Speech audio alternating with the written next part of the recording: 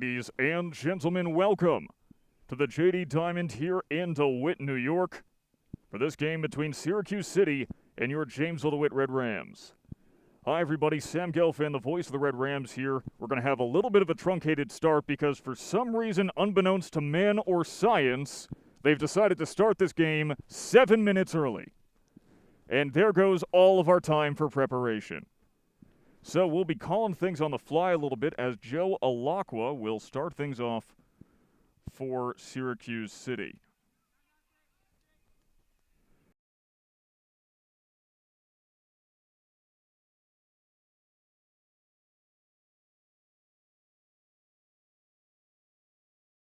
We are underway, and the first pitch from Luke Van Marter is a ball. Thank you so very much for joining us here on short notice, I suppose, on JDTV.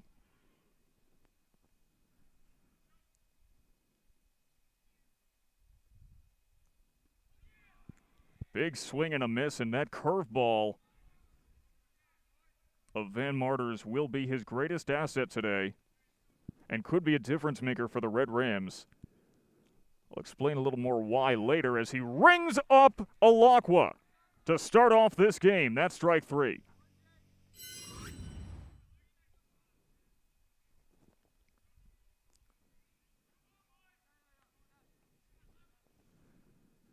And with one out on the board, it's Eli Livingston, the shortstop. Livingston fouls it off.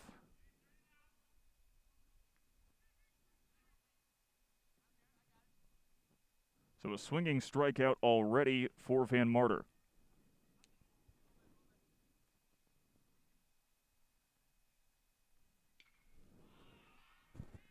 Livingston pops it up center field. Sweeney brings it down comfortably for out number two.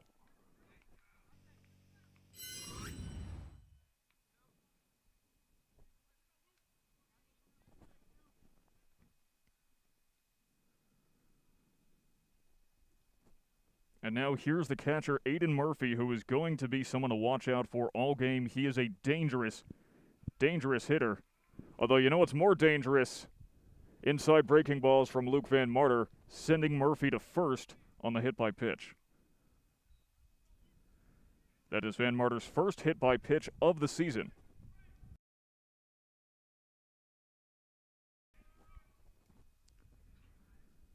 One on, two outs for Reagan Riffenberg. Because they started so early, we are literally filling out our lineup cards as they come up. But you do what you have to do.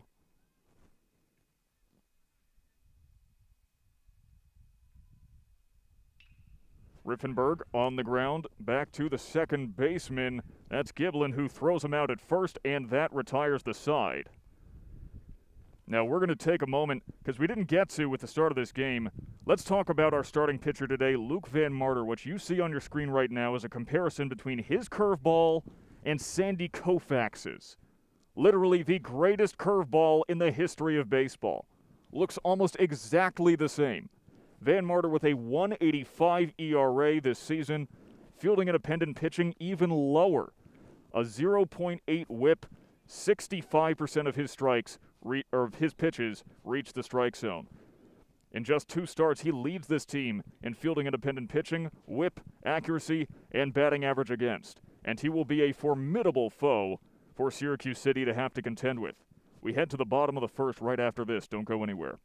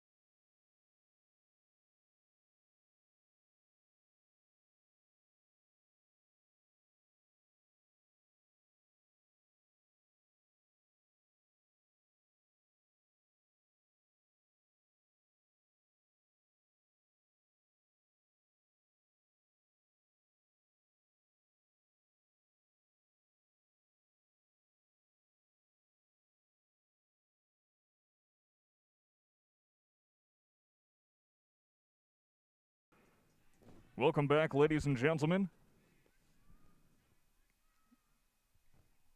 As Matt Sweeney will start things off for the Red Rams today against Calvin Atkinson, who misses high for the first strike. Or the first ball, I should say. Sweeney back at the top of the order. He was hitting third for a little bit, while Carter King, who is currently batting third, was out recovering from a dislocated finger. And Sweeney fouls it off right side with a lot of power. That probably went about 250 feet.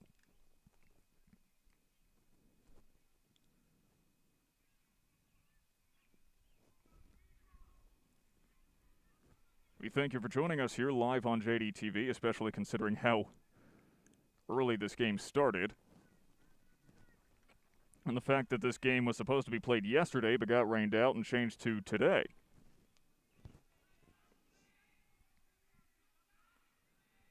So 1-2 count now to Sweeney.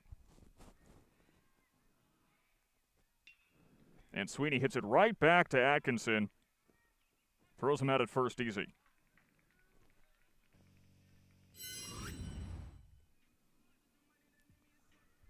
The 1-3 putout brings up Dante Santos.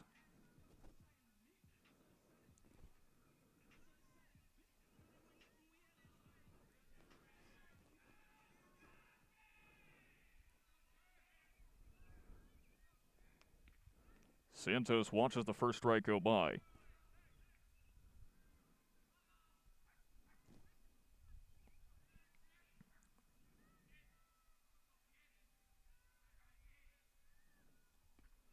And Santos swings and whiffs at the second pitch.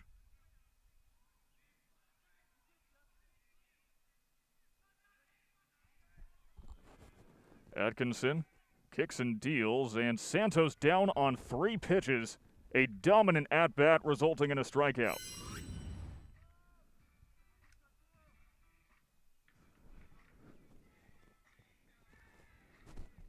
And now here's the man of the hour, Carter King, returning to the lineup at home, just his second game back.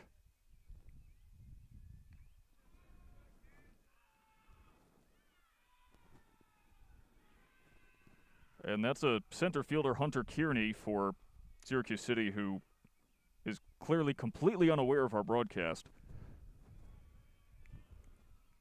No one has played in that shift this entire season. The entire season, no one has stood right there. Until now.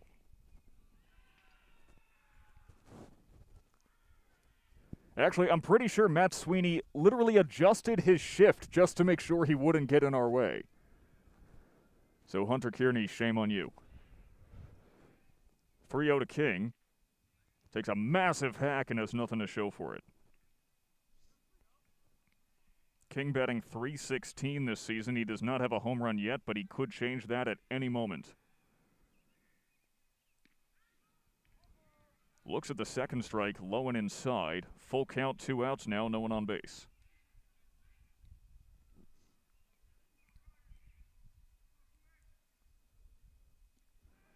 And Carter King reaches for one he shouldn't have. That's strike 3.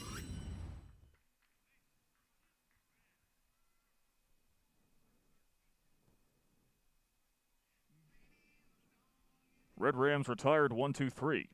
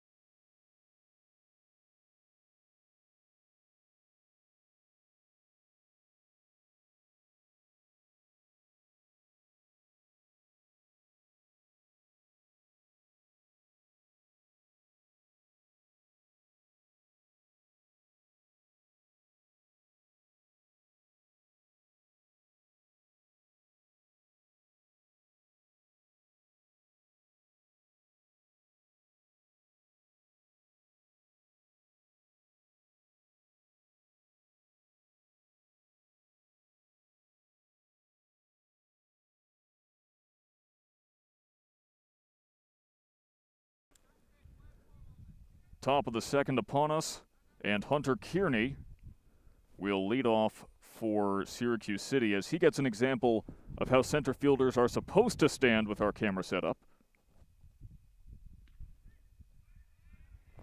And home plate umpire Don Logana pretty generous giving Van Marter a strike there.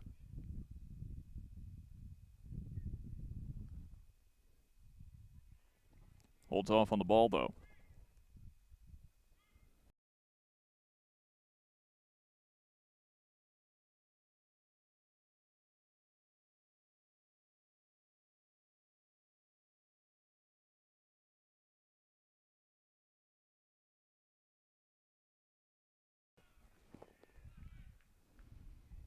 One and two count now. And Van Marter looking so comfortable already.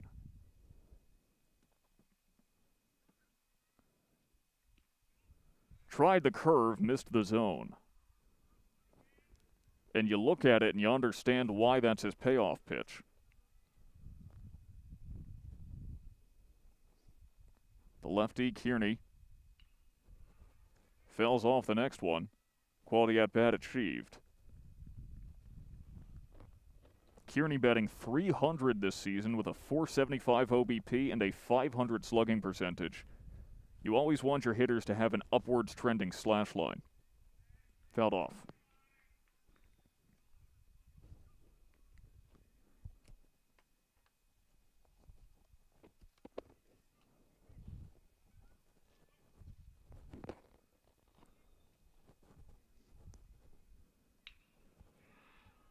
And Kearney hit well up against the wall in right field. Kearney heading for second. Throw hits the cutoff man. Sliding in with a double is Hunter Kearney for the first hit of the game.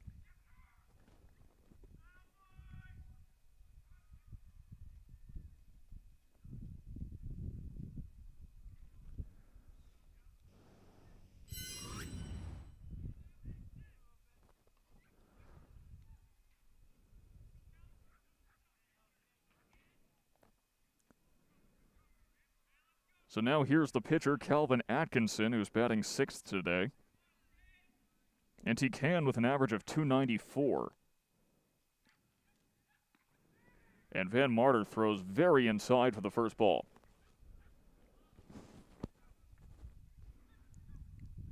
Almost could say that was a brushback pitch. Little bit of late tail on that fastball. That was pretty. Keep in mind, Van Marter is a freshman.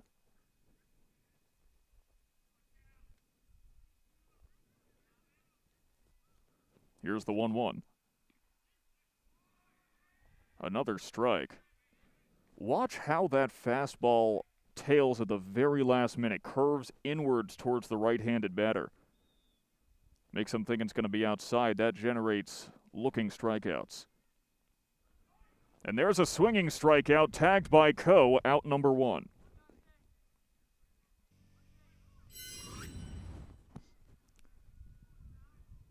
One down as Atkinson is fanned. That's his 10th strikeout of the season. Bringing up Noah Kisselstein.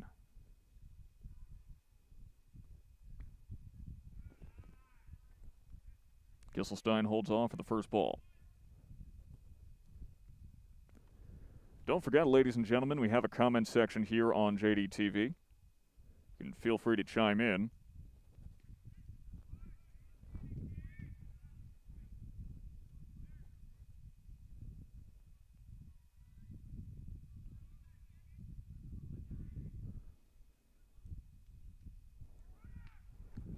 Runner goes to third. King does not apply the tag in time. And Hunter Kearney steals third. That is not an easy base to steal.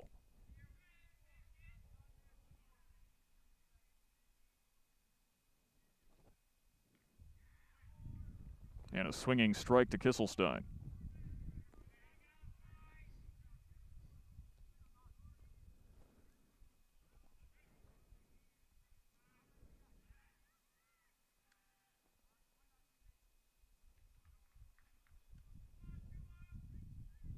Coe calls the pitch. Van Marter kicks, delivers.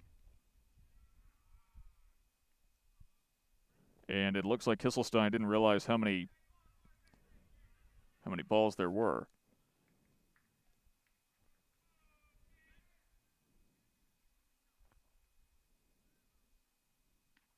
Little high, and Kisselstein takes his base.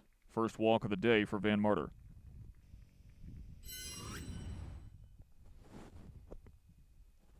Now, a quick abbreviated mound visit trying to calm down the freshman. That's Aiden McGuire and Aaron Coe coming out to talk to him. And Van Marter's glove is off. Okay, it's back on. Scared me for a moment. Don't worry, folks, nothing to worry about. Runner on third, one out now. Runner on first and third. To Colin Murphy, the third baseman. Hit and run, bunted, down the foul line. They get him at first, but the run scores. It's 1-0.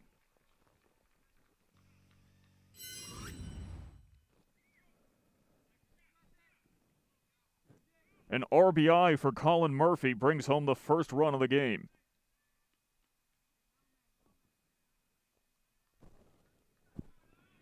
Kisselstein to second. Kearney scores. And it's Aldenir Andrades who looks at the first ball.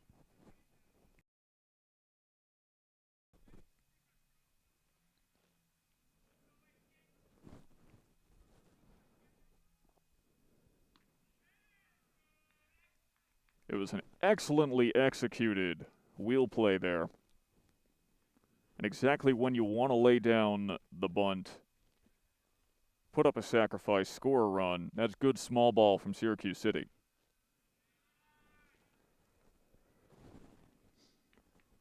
But Van Marter behind 3-0 now, and this has been the thing we've seen from him this season, is that he has flashes of brilliance as he's only in his third varsity start. Right down the middle for strike one. He's only in his third varsity start. When he faces no adversity, he's brilliant. As soon as runners get on base, he starts to falter.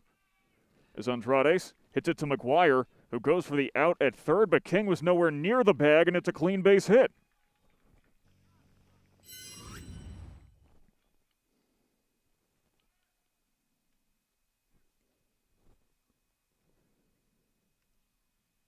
That brings up the top of the order. Runners on first and third, as Joe Alacqua will attempt to redeem himself from his first inning strikeout.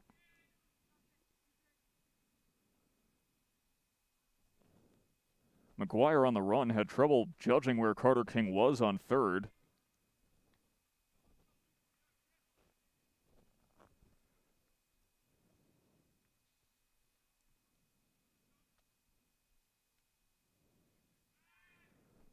And Van Marter steps off the mound, and that's a wise thing to do. You have not seen too many pitchers do that this season.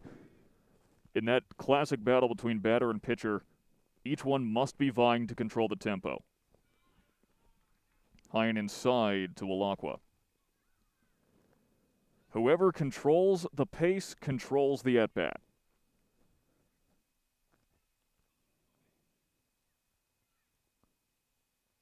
Van Marter with the curve, misses high, 3-0.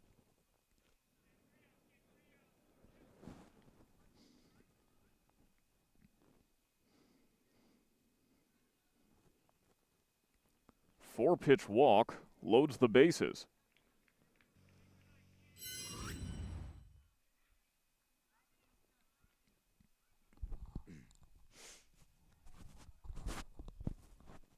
And to the surprise of just about nobody, here's the mound visit.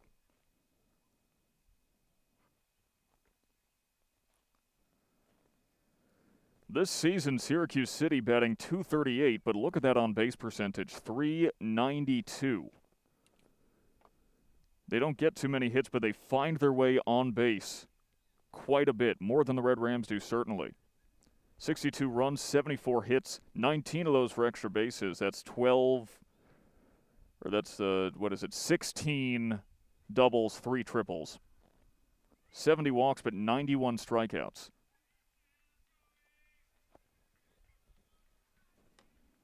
As here's Eli Livingston, who is a dangerous hitter, with the bases loaded and 2 outs. Livingston has 11 hits on the season. 5 of them are doubles. And Livingston, uppercut swing, left center field. Santos brings it down and gets Van Marter out of a jam.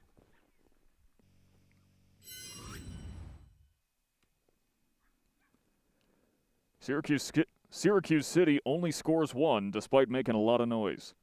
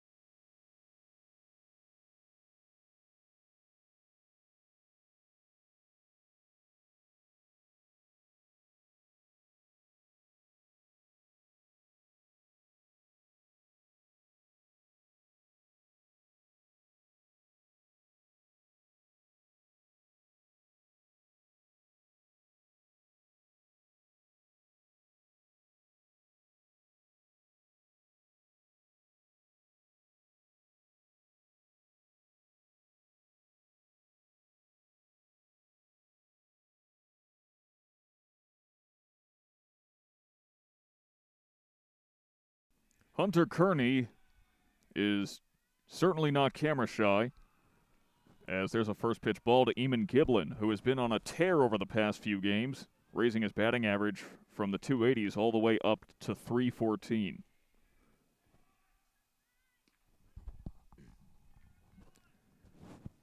One and one count from the pitcher Atkinson.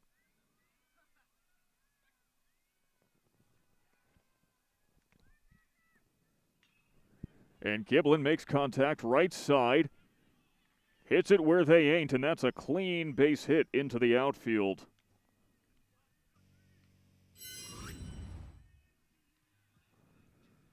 Eamon Giblin, the first Red Rams base runner of the day.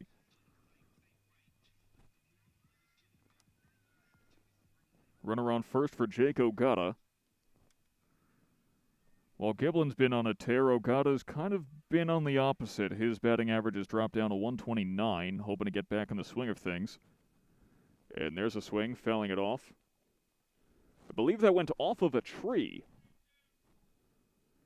You know, we've seen so many foul balls hit into that backyard. I've never seen one of them bounce off a tree trunk.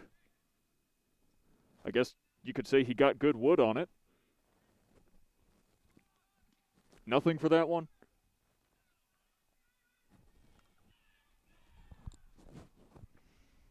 One and one.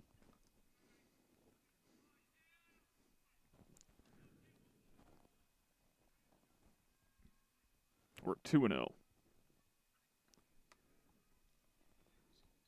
1 and 2 or 2? 1 and 2. Don't mind me, folks. As Atkinson misses high.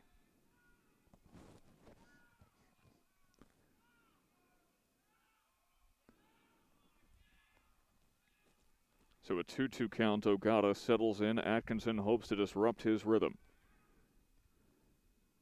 Swings and misses. But he is safe on second, so at least a stolen base for Eamon Giblin.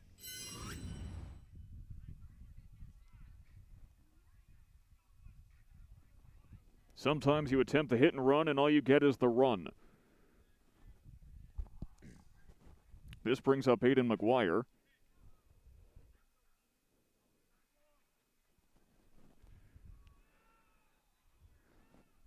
First pitch misses for a ball.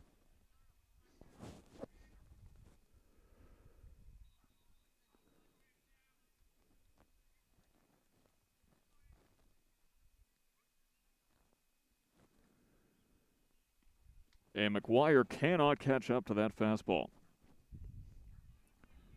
We actually have some pitch speed data on Atkinson. His fastball tops out at 79 miles an hour. And that's fouled off by McGuire, who's getting a little more used to it. Atkinson's curveball goes 65. His changeup sits at a nice 69 miles an hour. Not the fastest pitcher in the league, but certainly competent.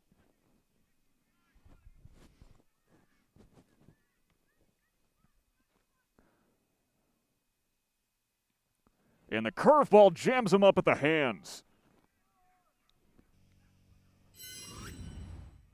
That's 4 strikeouts already for Calvin Atkinson. And Tyler Kalin settles into the batter's box.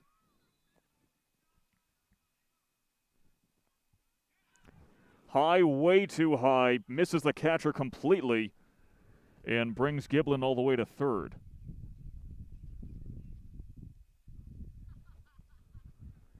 The first wild pitch of the game for Atkinson, you can see him almost gritting his teeth as he walks back to the mound.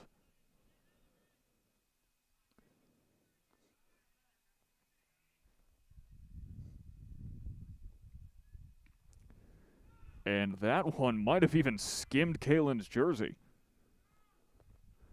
Atkinson looks like he's trying to put a bit of extra mustard on it, but he's just missing wildly. Control will always be more important than velocity, especially at the high school level. 3 misses to 3 different parts of the strike zone. There's a good boy behind the box.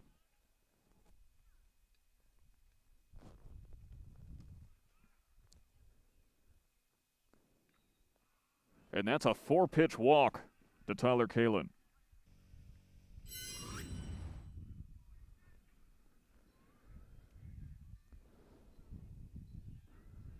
And stepping up to bat now, subbed in as a game-time decision, A.J. Sumida. And now caught in a rundown. And that ends the inning. Tyler Kalin tried to see what he could get.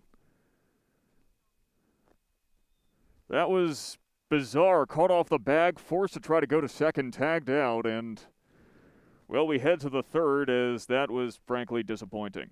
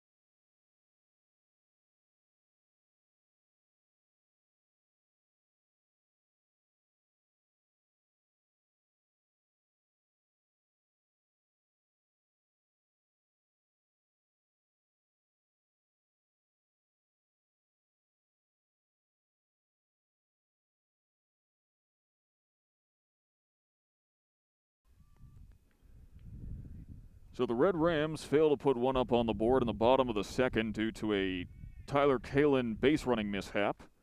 Frankly, it all happened so fast that's the best I can describe it because I'm not quite sure what happened. But here's Aiden Murphy, the catcher, who steps up to bat against Van Marter. Curveball misses wide. Murphy saw one pitch in his first at-bat and was immediately plunked by it.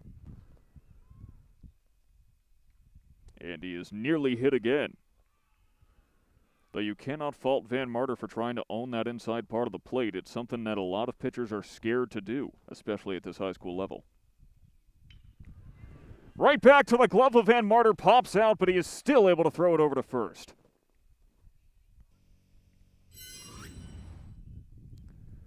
That was a hard-hit ball. You can't blame him for the fielding mishap. Probably won't even give him an error because, I mean, all you can do is bat that one down. Though they're going to look at his hand now.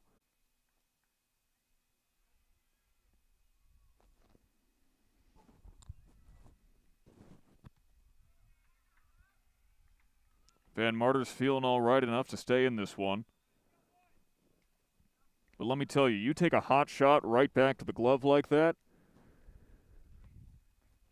I mean, you can very easily bruise your palm, even with the protection of the glove. That doesn't add all that much padding, especially against a ball hit that hard. As there's the first strike to Reagan Riffenberg.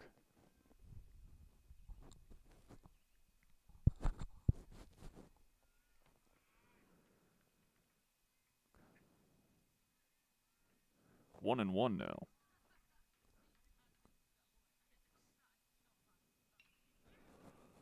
Fouled off, left side. 1-2, and this is a pitcher's count.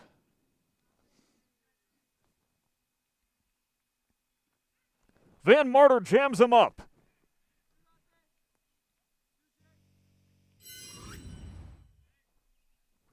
Riffenberg caught window shopping and sent back to the bench.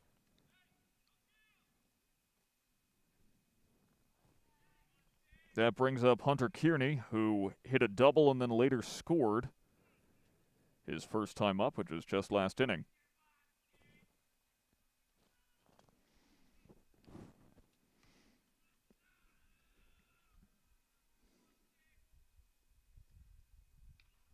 Kearney right back to Van Marter. Takes his time, throws it to first, gets him by about 3 steps.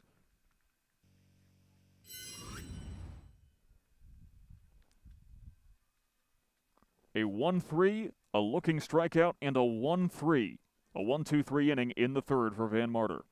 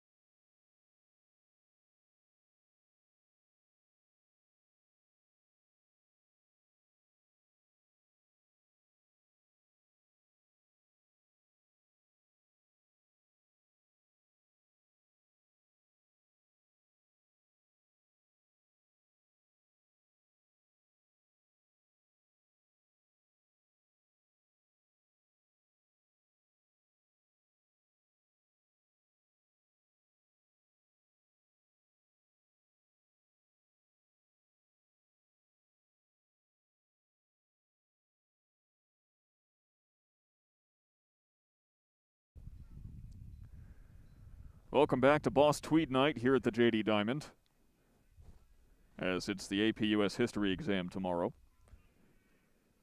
A.J. Sumida will finally get to take his turn at bat and takes his first pitch for a ball, as Tyler Kalin was caught snoozing on the base paths the last time he had a chance and never got to see a pitch, actually.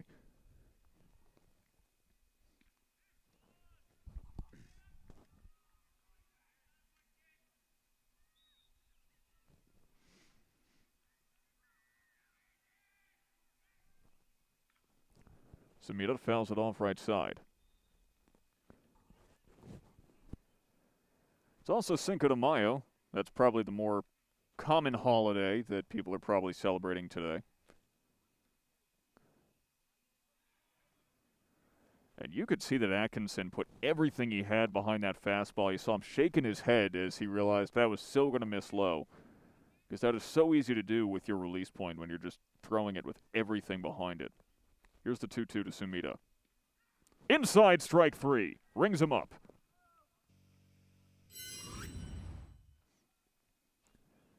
Thanks for coming. Have a pleasant trip home. And now here's the pitcher, Luke Van Marter. Van Marter hitting for himself today. 1 for 6 this season. Looks at the first strike. Freshmen are generally not known for their offensive prowess. We'll have to see how Van Marter's season shakes out. Well, he's behind that fastball, 0-2.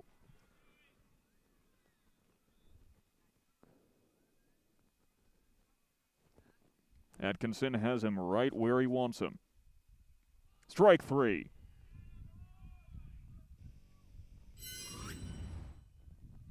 Atkinson has struck out 2 in every inning so far. Back to the top of the order, it's Matt Sweeney.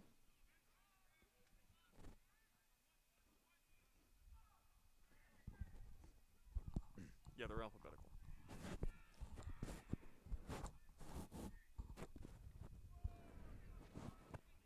And you could tell that Sweeney knew he should not have swung at that.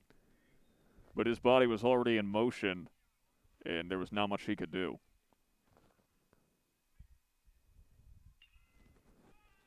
And Sweeney hits it towards center field.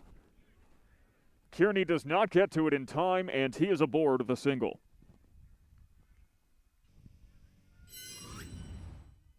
Just the second hit of the game for the Red Rams as Dante Santos comes up.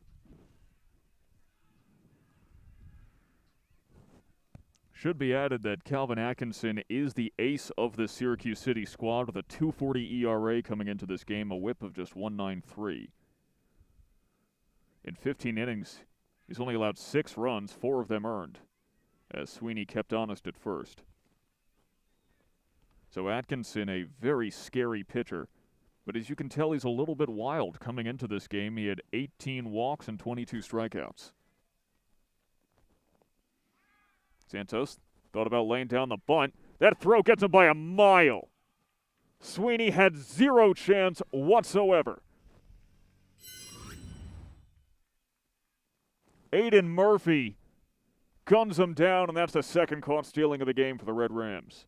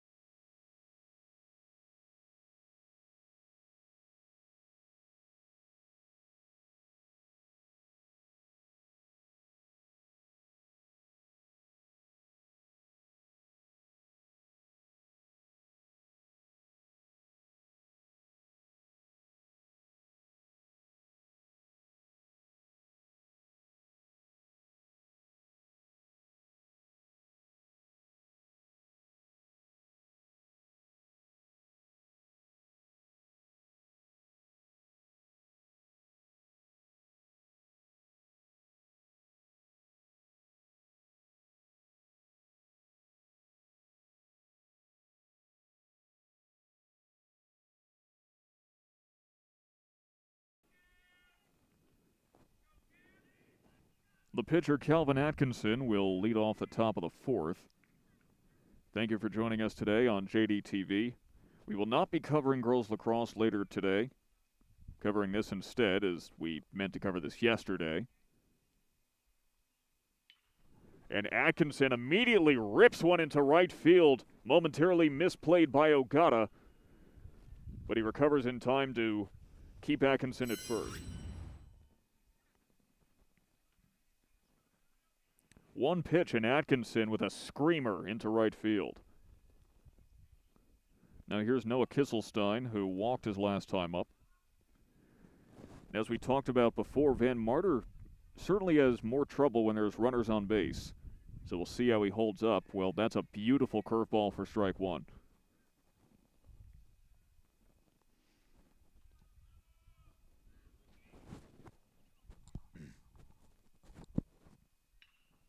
And the curve is taken for a ride. Back to left field. Santos brings it down, and Atkinson will not get to tag up.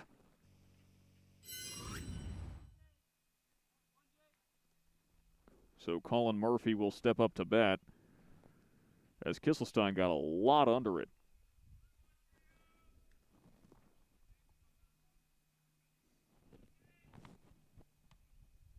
Murphy had a sacrifice bunt last time up.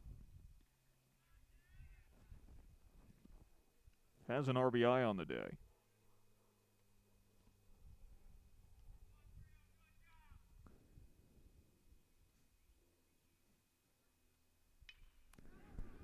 Hit towards the shortstop, McGuire. Gets one at second. Throws over to first, and they turn the double play.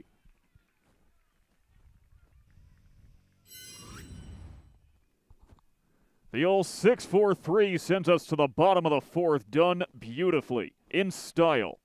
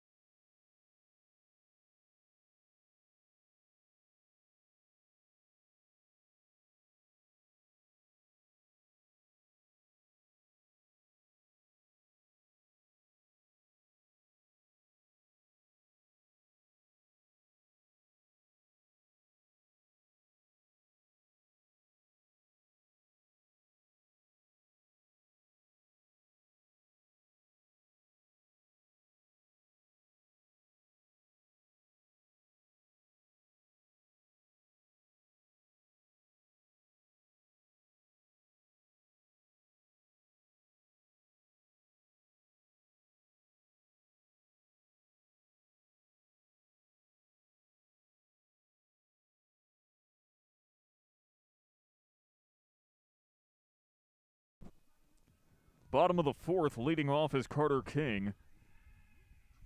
Struck out first time up. But King, as we know, the premier power hitter in DeWitt. And he tries to bunt because he's got wheels as well. Scooped up by the third baseman Murphy, and the throw is off. Infield base hit for Carter King.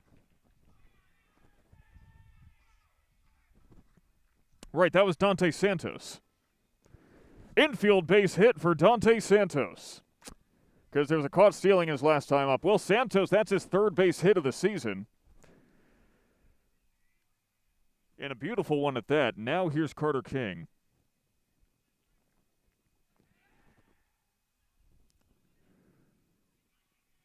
Okay, how many people are watching this right now? Not many. We're going to keep this between us, okay? That we made a mistake, because we don't make mistakes, really. We made one. This is our little secret. Got it? Good. Here's King. And Carter King, a laser beam, deep left field. That will roll all the way to the Great Wall of DeWitt as Santos, round second, heading to third. He holds up there a stand-up double for Carter King. Welcome back to the lineup.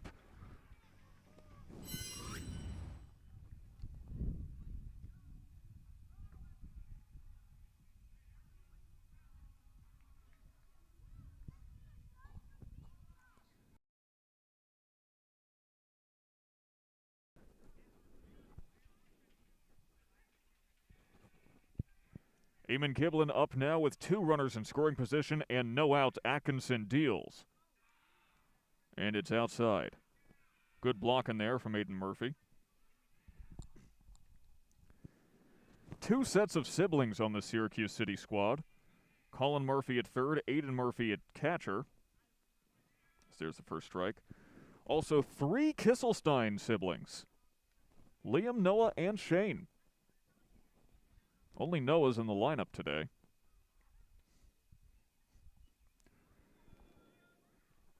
And we call that a sword, as Giblin was simply unable to hold off. And Kearney is blocking the batter's box once again. Giblin pokes it right back to the second baseman, tries to get Santos at third, but Andrades' throw does not come in time.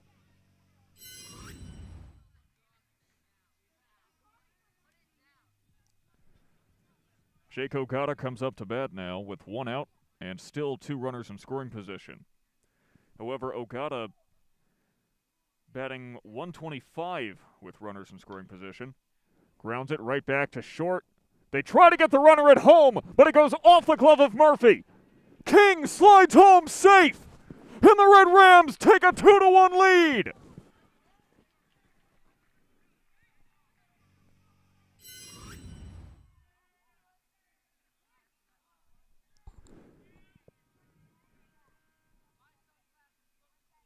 It's an error for sure. I don't know who you say the error's on. That's probably a throwing error on Livingston. It's called an E6, but it sends Ogata to second and 2-run score.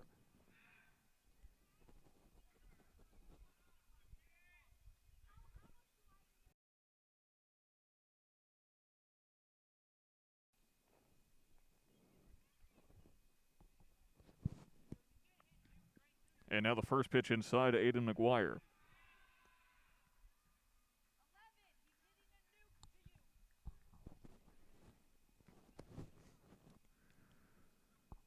McGuire struck out his first time up.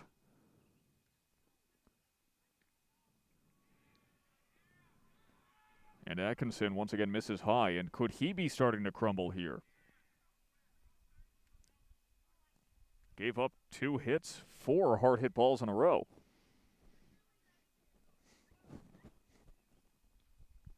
And fouled off by McGuire.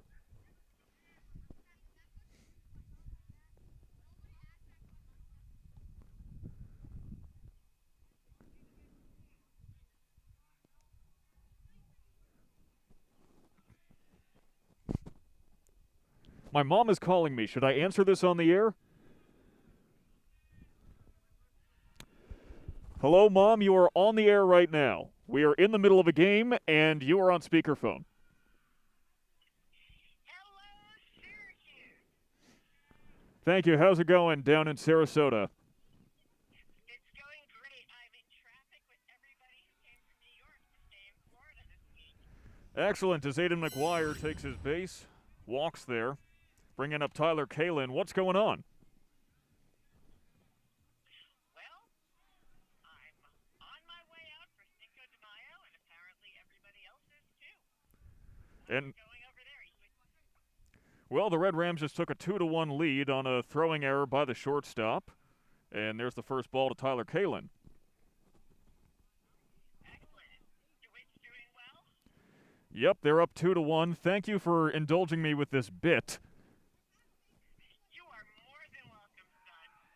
Suppose I'll call you back after the game. Yes, everyone make sure Sam calls his mom back when the game is over after you guys finish celebrating your win. Well, don't say that yet. It's only the bottom of the 4th. But thank you so much. I'll talk to you soon. Bye. Well, that was entertaining. Only on JDTV will you find people taking calls from their mothers live on the air.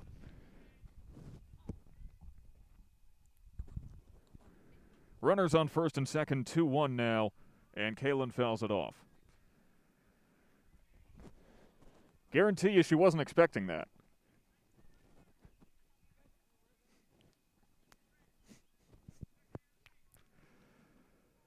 Two on, 1 out. Bottom of the 4th. Here's Kalin. Makes contact with a curve and goes off the hands of Colin Murphy, the third baseman. He just has to pick it up as the E5 sends Kalin to first.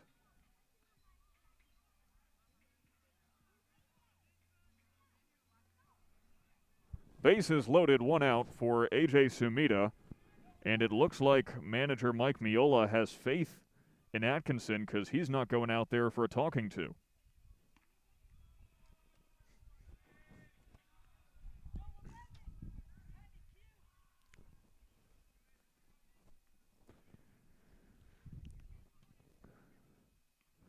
And that misses very inside. Could be a psychological tactic. Certainly hope not.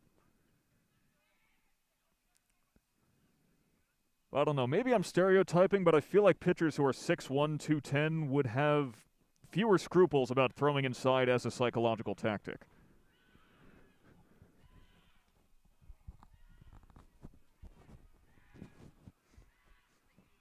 Three-0 to Sumida, bases loaded. And every baseball coach in the world is going to tell you, you take that first strike on a 3-0 count and the bases loaded. The worst case scenario here is he hits into a double play. So as long as you hold off, I mean, it could be a walk, or you still got 2 more strikes to work with.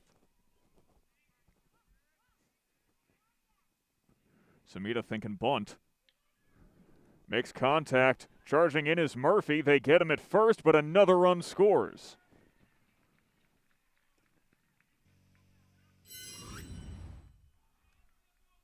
Sacrifice bunt and RBI for Sumida makes it 3-1.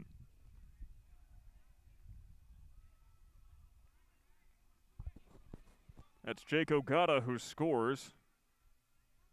Moving McGuire to third and Kalen to second. Now here's the pitcher, Van Marter. And they steal home! 4-1!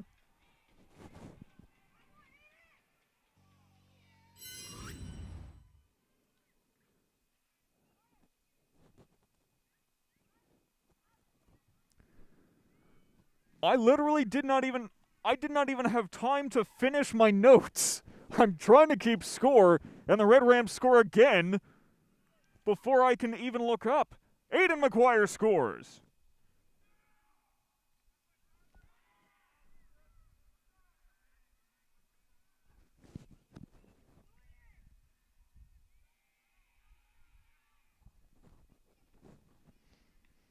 And Van Marter holds off on 2 straight balls, and Atkinson might be collapsing. I mean, look at his body language right now. It's a little dejected.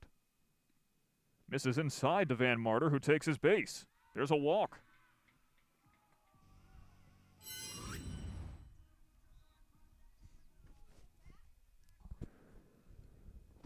There's runners at the corners now for Matt Sweeney. And Atkinson looking towards manager Mike Miola, who's standing outside of the dugout, but is not going to come get him. He says, all right, you better finish this inning yourself.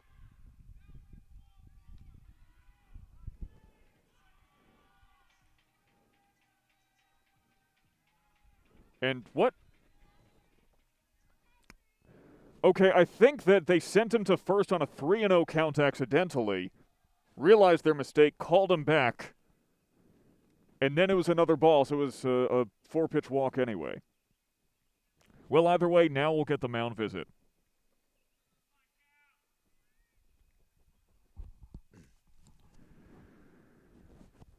And I want you to pay special attention to how Calvin Atkinson is standing right now. What's his body language looking like? Because to me, it looks like he's losing confidence.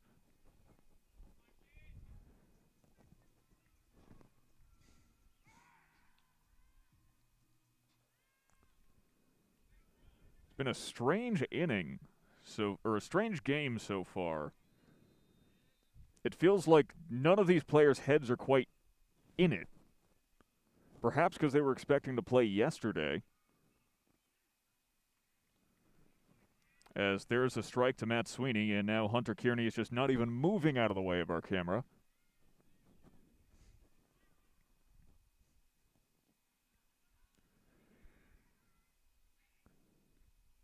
Sweeney backed off.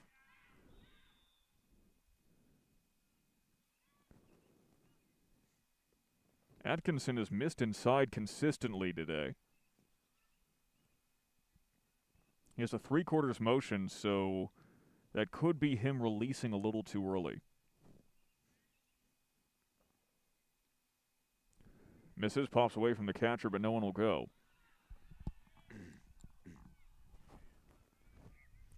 This is batter number 9 for the Red Rams in this inning.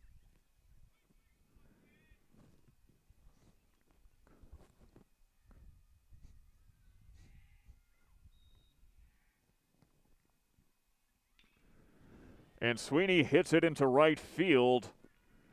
Brought down by Alakwa, and the 4th inning mercifully comes to a close, especially if you're Syracuse City.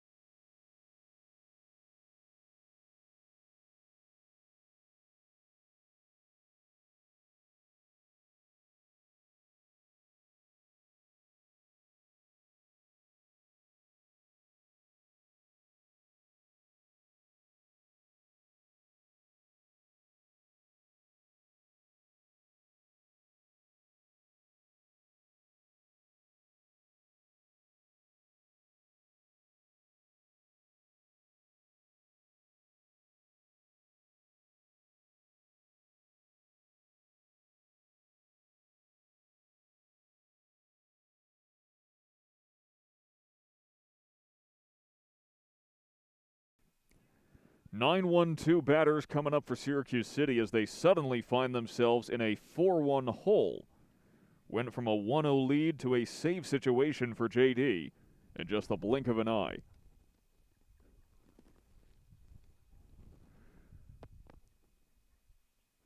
And so Aldemir Andrades watches the first pitch go by. Andrades reached first safely in his first time out.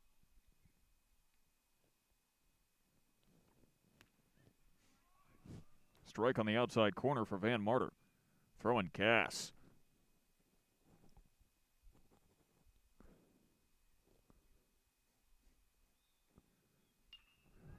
Andrades, contact back to McGuire, who throws across the diamond, and he's safe! Look at the wheels on Andrades.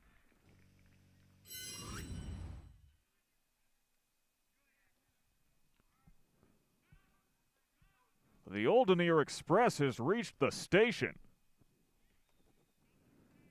And Joe Alakwa is the second car.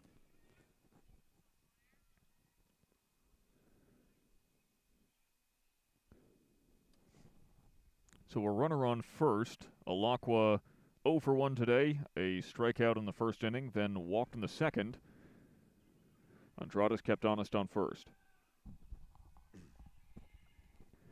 It's very rare you'll actually pick someone off on first, but you have to let them know, hey, we know you're there, and we're not going to let you steal.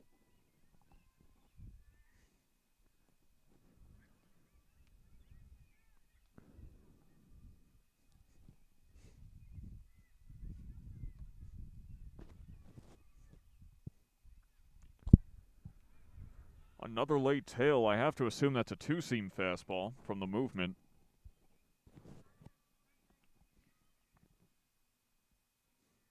But it's real pretty stuff. I mean, honestly, remember the name Luke Van Marter. Because if he's just a freshman and he's throwing junk like this right now, I hate to think of what he'll be doing in college. As Andrades is gunned down by Aaron Coe.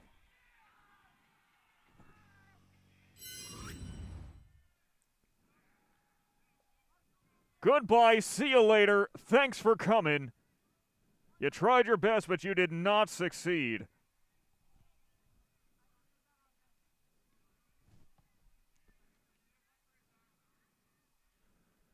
Aaron Coe has some excellent pop time and a very strong arm. And you see why he was brought up to be the starting catcher when he was just a freshman.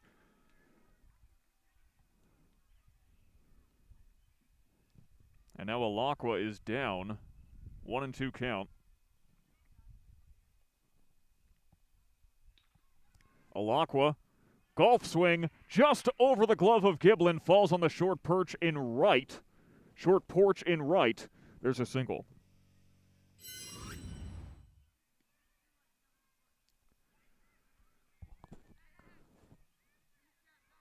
Alakwa bumping up that 268 batting average, bringing up Eli Livingston. Livingston committed to SUNY New Paltz. That's a D3 school.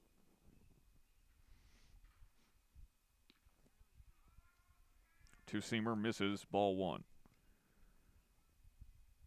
Livingston, scouted by Prep Baseball Report, said he's got leadoff potential, though he's hitting in the two-hole today. Said he has doubles power as he tears one into left field. Deep back, touch 'em all! Doubles power, how dare you? You are underselling Eli Livingston, sir.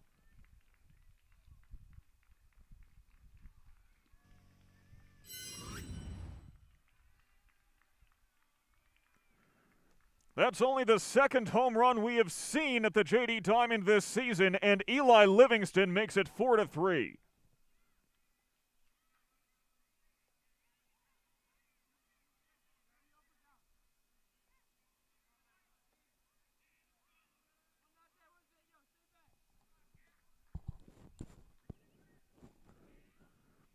So here's Aiden Murphy, who's an even bigger power hitter. Though he's 0 for 1 today.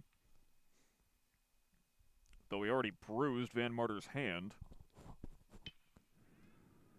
Up the middle, McGuire fields it. And the throw's on one bounce, but gets him by a mile.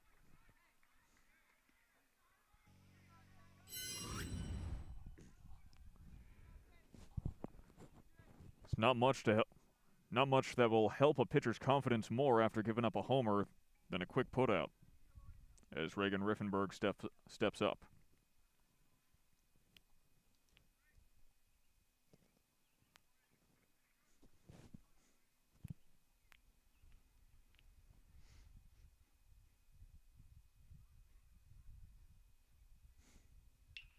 Riffenberg back to McGuire, fields it clean, unloads the cannon, jumping is Kalen, and he is off the bag. Base hit for Riffenberg.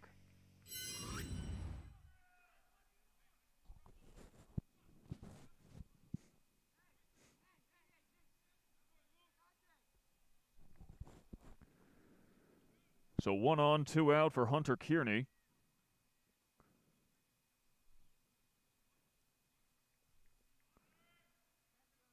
Doubled in his first at-bat. Grounded out in his second. And Kearney tries to replicate Livingston's success. That's foul.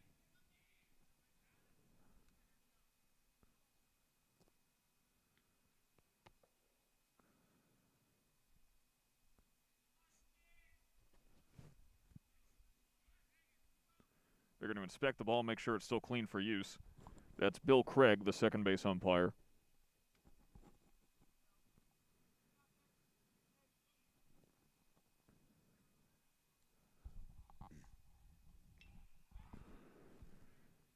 And Kearney tries to take the cover off of it. And McGuire drops it, going all the way to left field. They throw to third, he's safe. An E6 sends Kearney to second for the second time this game.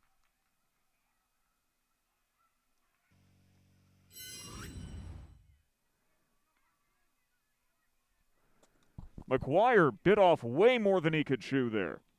Playing well out of position, and he could not bring the catch down. And here's a mound visit. And frankly, you have to know that McGuire is going to be getting some words in the dugout after this inning.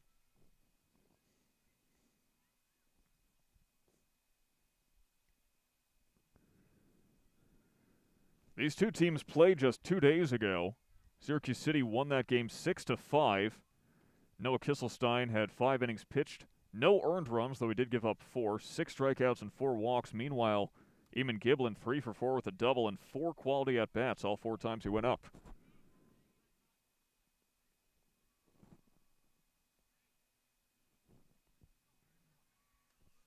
As Kelvin Atkinson, the pitcher, peruses to the platter. 2 runners in scoring position, 2 outs, and a big power hitter up to bat. Atkinson takes it to right field. Underneath it is Ogata, who makes the catch to end the top of the 5th.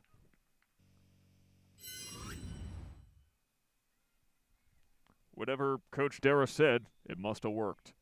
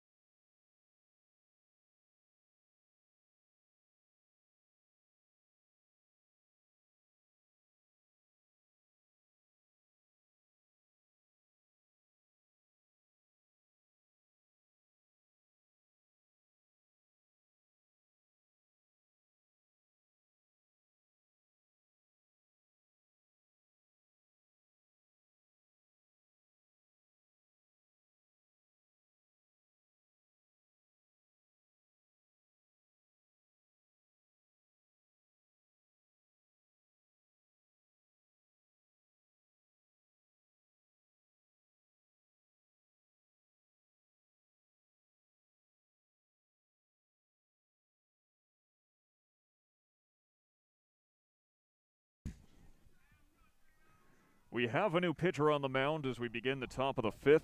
Calvin Atkinson's day is done. His final line, 4 innings pitched, 4 hits, 4 runs, 2 of them earned. 3 walks, 6 strikeouts, and 1 wild pitch, as Colin Murphy is currently on the mound for Syracuse City. And Dante Santos will be the first to see him.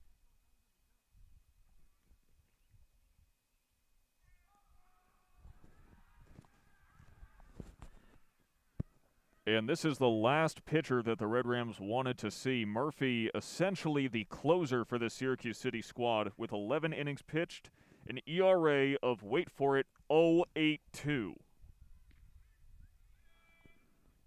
That is about as lights out as it comes. Only 1 earned run in 11 innings pitched, 3 walks, 11 strikeouts.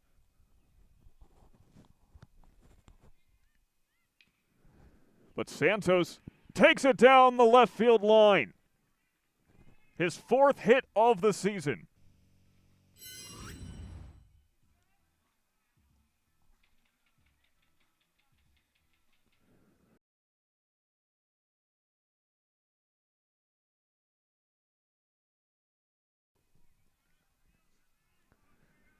And now here's Carter King with one on.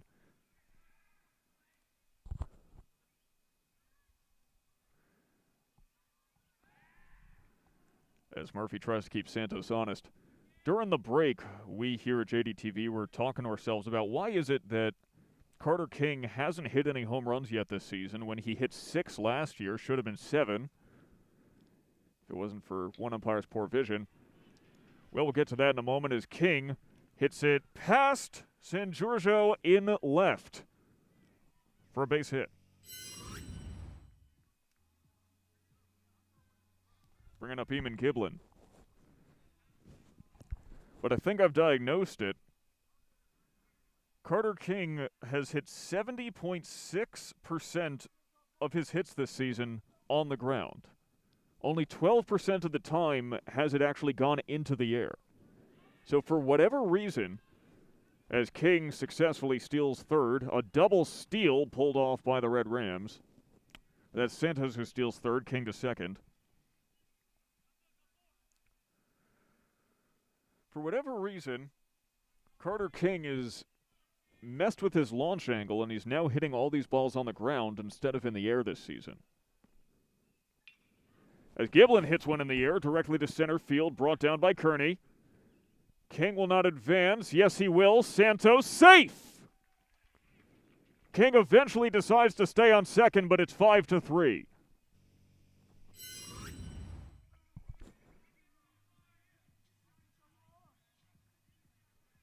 Sacrifice fly for Eamon Giblin.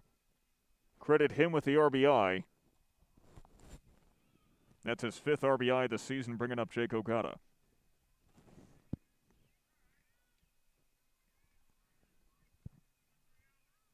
And the Red Rams now have a 2-run lead. King looked back.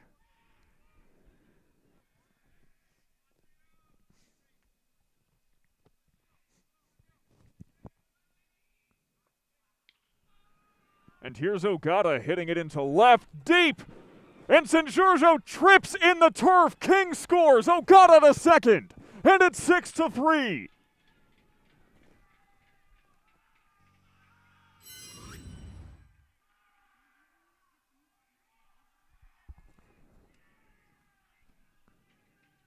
Jose San Giorgio trips in the outfield grass.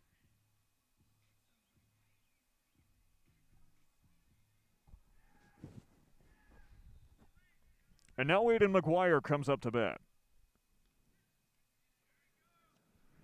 And Colin Murphy loses his hat. You know, something we noticed in Luke Van Marter's last start is that for some reason, the only innings where he gave up runs were the same innings where he lost his hat while pitching. Bunt laid down by McGuire. They will throw it to first. Do they get him? No. Goes past the glove of Kisselstein. McGuire to second. Another run scores. 7-3. As Ogata comes all the way home.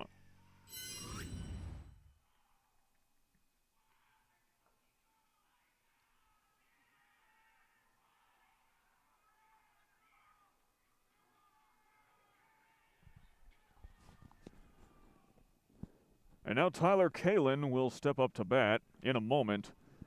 But as I was trying to say, for some reason, Van Marter only gave up runs in the innings where he lost his hat. Murphy just lost his hat. And now he's giving up runs for the first time all season. So there seems to be some sort of common thread that if you wear a tighter hat, you don't give up runs. I'm just saying, this is science. We have made an observation. We are now reporting it. We have a hypothesis. And so far, the data backs us up. Kalin watches the first pitch, the second pitch sail by. Or was that the first pitch? Second, okay, I got caught up in what I was talking about.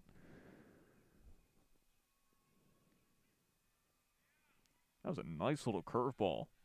Hits the outside part of the zone.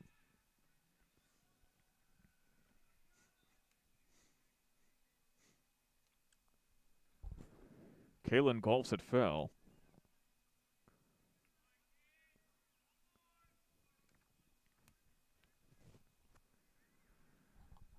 Just one out on the board, and the Red Rams have to be comfortable knowing it's no longer a safe situation. Breaking ball, and McGuire has to be walked back to second. He has 3 stolen bases this season.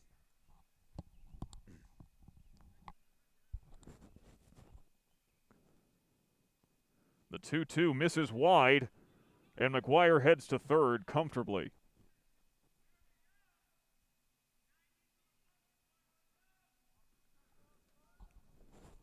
Coach Dara just shouted from the dugout, 90 feet closer, boys, let's go.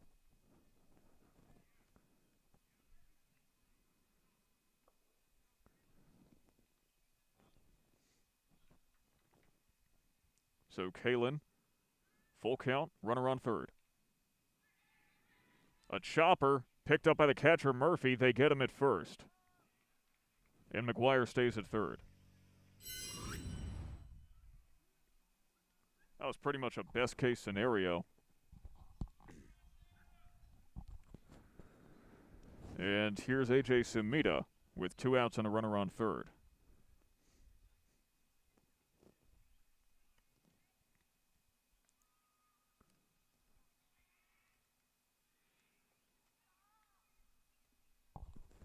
First pitch to Sumida misses, low and outside.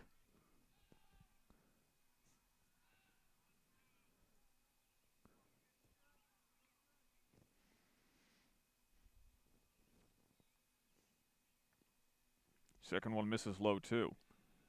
You know, you're going to want to join us back here on JDTV at 7 p.m. tomorrow night for a massive lacrosse contest against Horseheads, one of the best teams in Section 4. We'll be bringing that to you exclusively here on JDTV. And it'll be Nick Dekaney on the call, actually. I'll be stepping back and letting him do his work.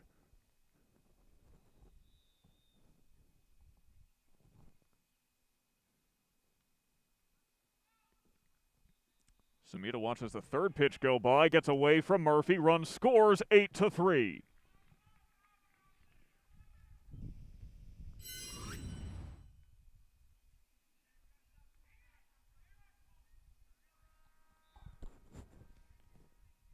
Two wild pitches, gets McGuire 2 bases after he got 2 bases on an error. And Sumida tears it down the left field line, foul. But you got a hit like that, small adjustments all you need.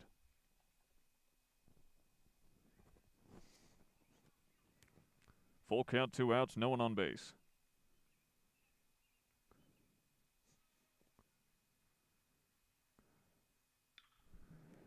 Sumida makes that adjustment, hits it right to Murphy. And off the glove of the first baseman, this inning continues. Actually, that's not even Murphy because he's on the mound. Who's at third now? I think that's Atkinson. So Atkinson with a throwing error.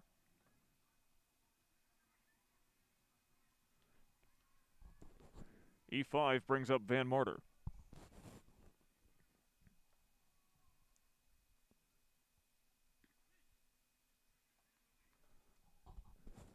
First pitch strike.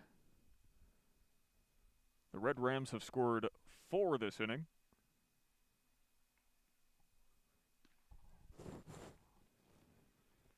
And Van Marter down 0-2. You see why he is hitting 9th.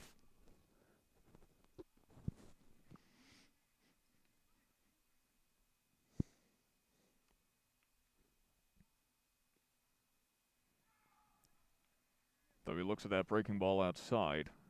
1-2. This is batter number 8 this inning. And Van Marter pokes it to Atkinson, who misplays it. 2 E5s in a row puts 2 base runners on for the Red Rams.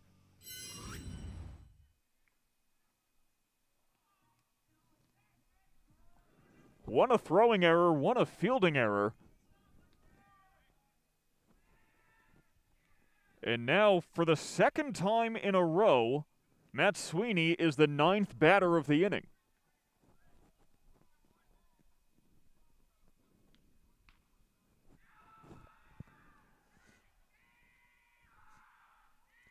Going to run out of paper soon.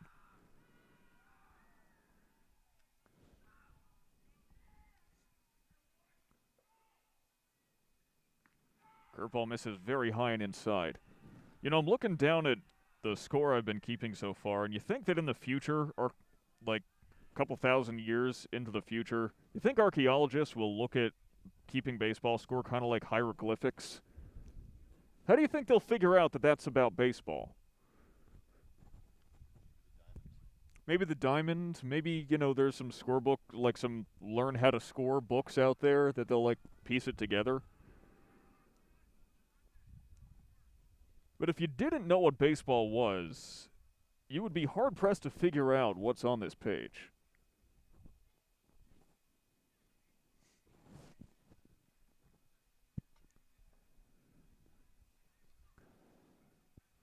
Otherwise, you'd be like an archaeologist being like, man, they really worship these filled-in diamonds. And in a way, we do. Hit well! Deep! Right center, or left center field, and caught by Kearney to end the inning, but Matt Sweeney sure put on a show in doing so.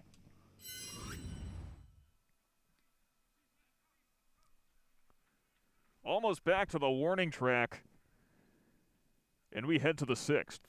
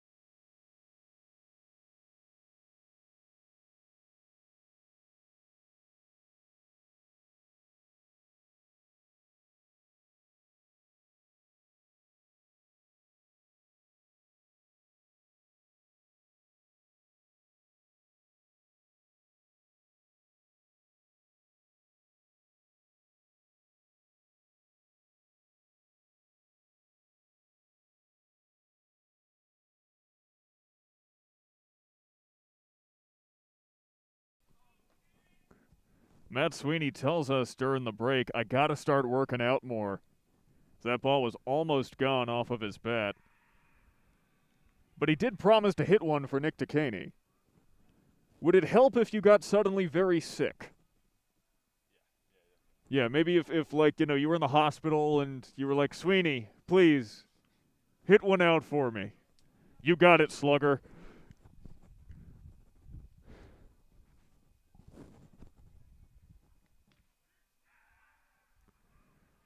Two and one is the count now to Noah Kisselstein.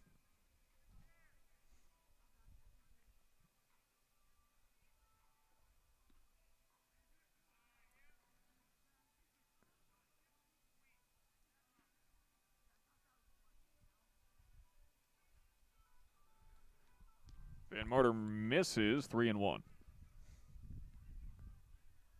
3-2.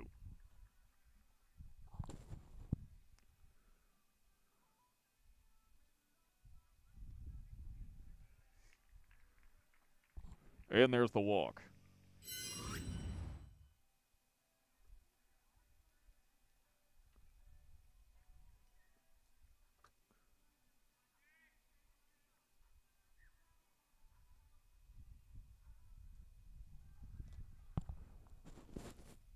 So this brings up a pinch hitter, Jalen Hines.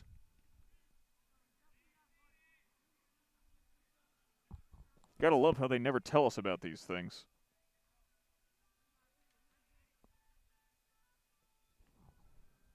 Jalen Hines, yet to have a hit this season. With a swing and a miss like that, you can see why. He does have an on-base percentage of .600, though, as he's walked twice. Walked 3 times, struck out twice. And those are his 5 at-bats this season. 1 and 2 off the curve.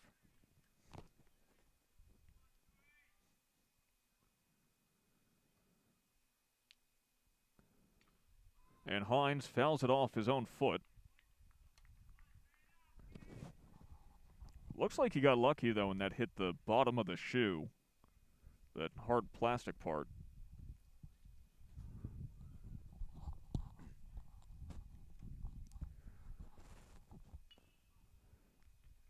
Hines staying alive, working this at bat.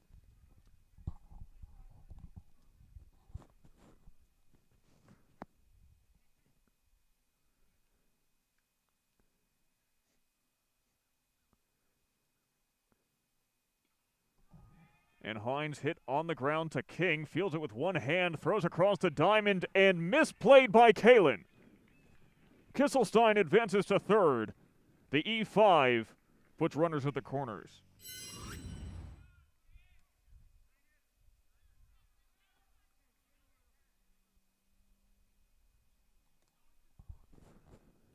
And this is why Luke Van Marter has a lower fielding independent pitching than his ERA, as Aldenir Andrades steps up.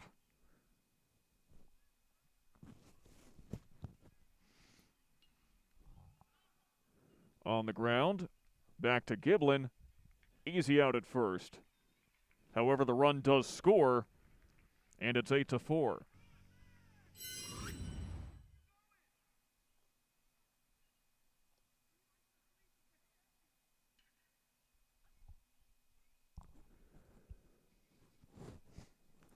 And Hines got a talking to from the third base coach, who I imagine is Miola, saying, "Where are you going? You don't just leave the bag." He thought the ball was out of play and thought he was free to step off the base. As Joe Alakwa, the leadoff hitter, takes the first strike.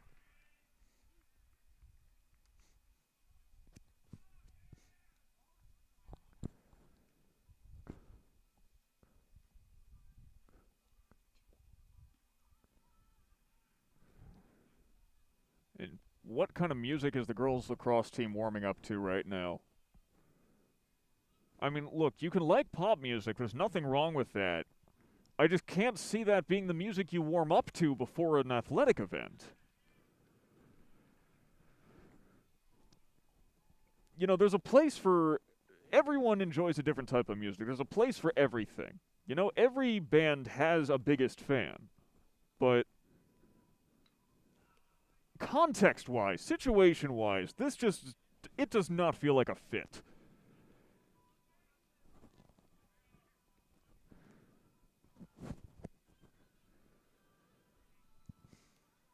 Like, pop music does not hype you up before a game.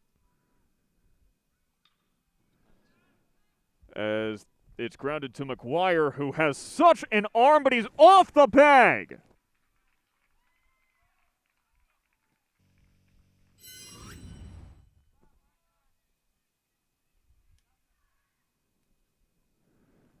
And the mound visit coming now.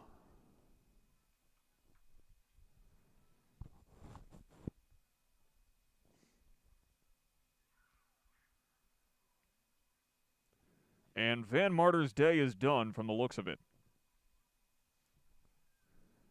Carter King coming on to pitch will step away for a moment.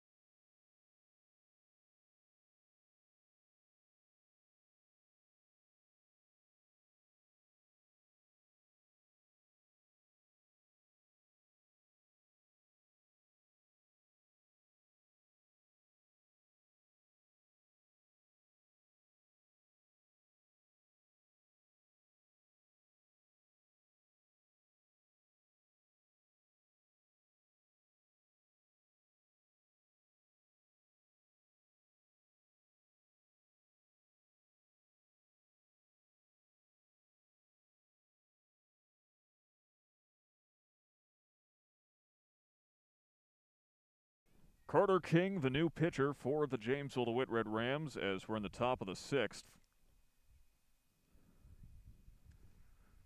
Luke Van Marter's final line, 5 innings pitched, 7 hits, 4 runs, 3 walks, 3 strikeouts, 1 hit batsman, 1 home run surrendered, but no wild pitches, so he remains the most accurate pitcher on JD. And once again, for a freshman, his performance just absolutely lights out.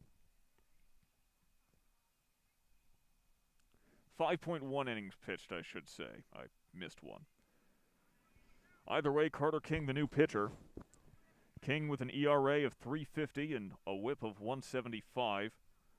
He is your archetypical power pitcher. 15 walks, 20 strikeouts. He throws as hard as he can. He misses the zone on occasion as a result. But if he gets it in the zone, it is very hard to keep up with him. As you can see, he is throwing heat.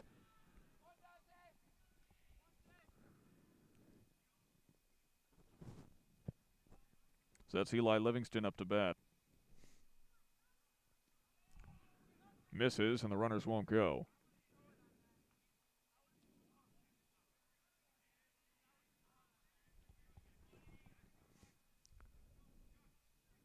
As we saw the Great Dane out and down the right field line earlier, here's Carter King trying to put a stop to these meddling kids.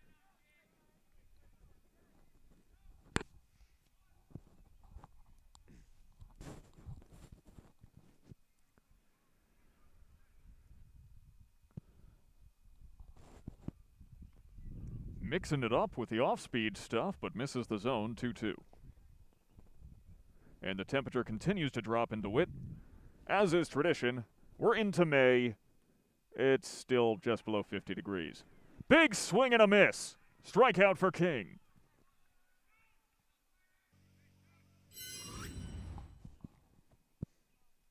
Strikeout number 21 for King this season. The high heat. You're getting a little cold out here? Let Carter King warm you up.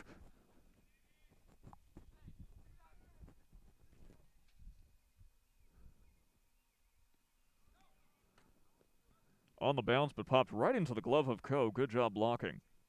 As Aiden Murphy's up to bat. Aiden Murphy, a commit to Alfred State College. They're the Pioneers in D3, and whoo, just gave Murphy a shave. Usually I got to pay like $25 on my barber for that privilege.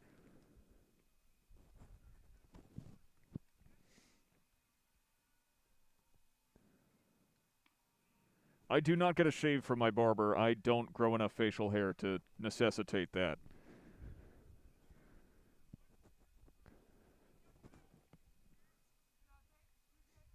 .3-0 count. 2 runners on, 2 outs.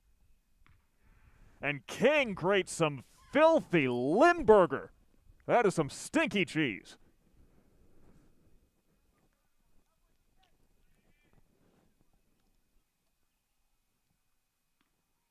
High and inside, ball 4.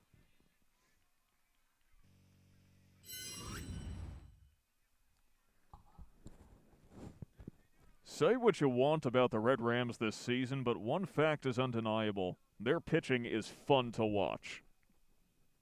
Between Luke Van Marter, Carter King, A.J. Sumida as well, who has an ERA of 2.95 right now.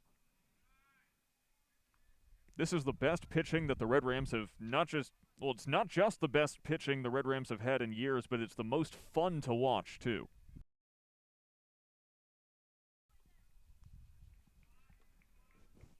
Now Matt Sweeney's in the shot. Should we yell at him? After the inning, we'll yell at him.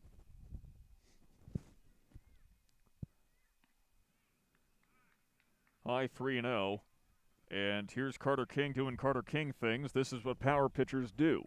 They throw hard and they miss the zone, but they get strikeouts. 4-pitch walk.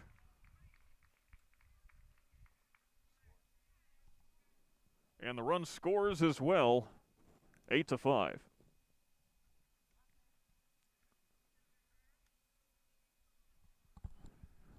However, as that's an inherited base runner, I do believe that run will be attributed to Van Marter.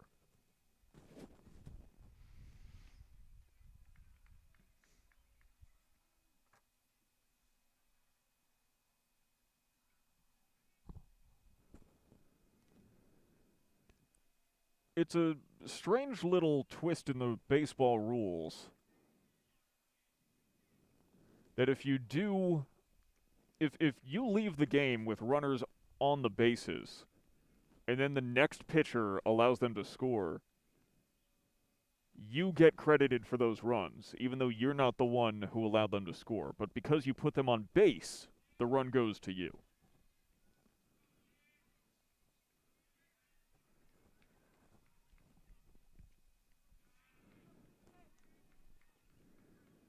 If you have any other questions about statistics or baseball in general, I'm right here and we have a comment section. Because Lord knows I spent too much time studying this stuff. I'm surprised that they didn't call that one a strike.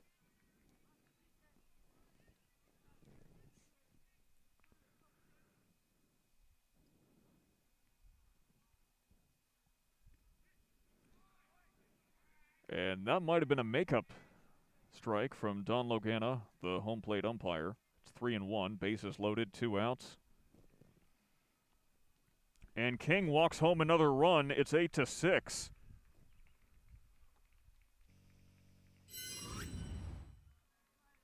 Three walks in a row for Carter King.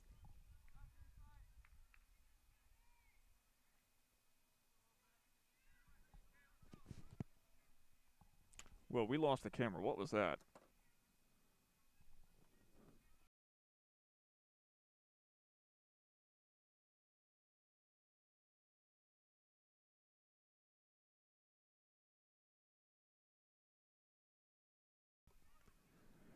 Carter King walks 3 batters in a row, walks 2 of them home. But there's a beautiful strike. Now, 2 years ago, in 2020, as that is low to Atkinson, in 2020, Carter King's fastball was measured at 82 miles an hour. I have to imagine it's at least in the mid-80s. After all, 2 years later, he was a sophomore then. He's a senior now, right? Senior? Yeah, as a senior now, you have to imagine, I mean, he's probably added another 5 miles an hour or so to that. It's probably mid to upper 80s. If only we had a radar gun out here. Here's the 2-2 to Atkinson in the dirt. I mean, if you're on Syracuse City right now, essentially you just want to put your bat on your shoulder and let King do the work himself. Let him miss. Don't chase pitches like that. 4 walks in a row for Carter King. Walks home 3 runs. It's 8-7.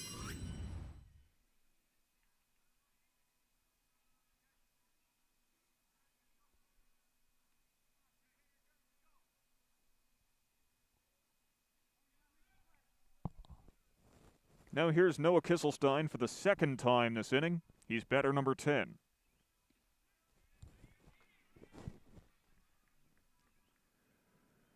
And the Red Rams went from an 8-4 lead to an 8-7 lead.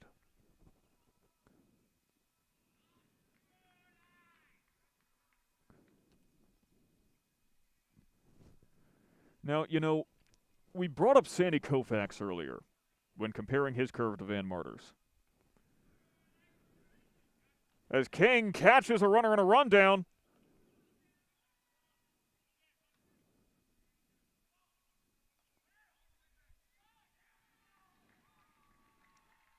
And it's a messy way to get out of a jam, but it's a way out regardless.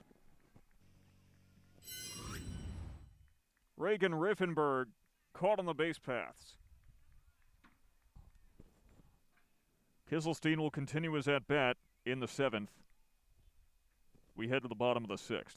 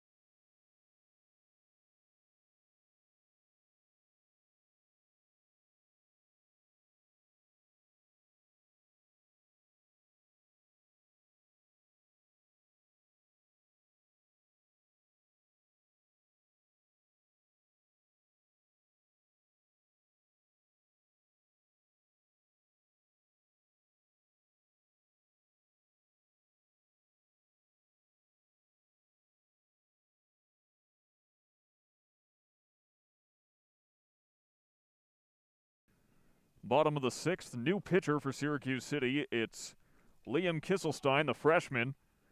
And first pitch hit into right and brought down very cleanly by Andrades.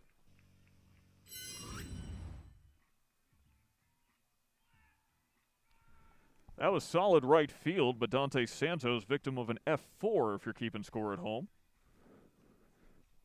Bringing up Carter King, who is hoping to redeem himself after that messy top of the sixth.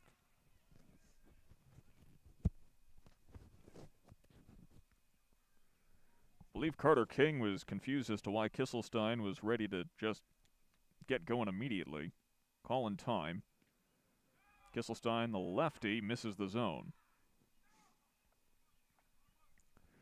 So as we were discussing the last time he's up, for some reason King has hit 71% of batted balls on the ground this season. As he pops one up and foul. Murphy can't get to it in time, hits the cage. But so many power hitters these days are obsessed with the idea of launch angle. And it looks like King has adjusted his launch angle so that he's hitting them on the ground. Perhaps another adjustment could hit him some bombs. And there's the veteran catcher, Murphy, waving Kisselstein off the mound, saying, hey, control your own pace here. Don't let King dictate it for you.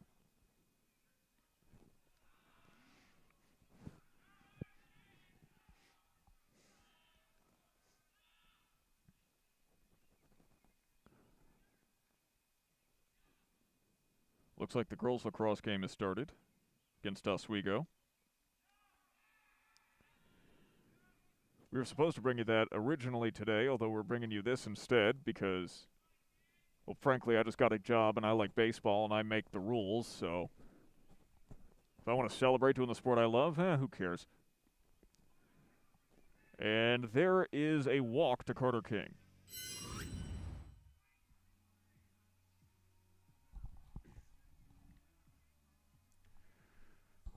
Perhaps I'm the only man on earth who celebrates getting a job by going to work. Here's Eamon Giblin. Carter King on first. Pitch misses, but King will stay on first. King actually leads this team, or is tied for the lead on this team in stolen bases this season with 8.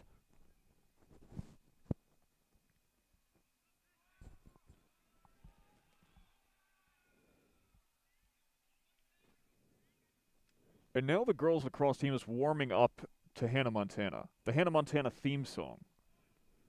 Why is this warm-up music? King kept honest at first. Who listens to the Hannah Montana theme song and says, yes, this gets my adrenaline flowing? I guess the girls lacrosse team is your answer to that.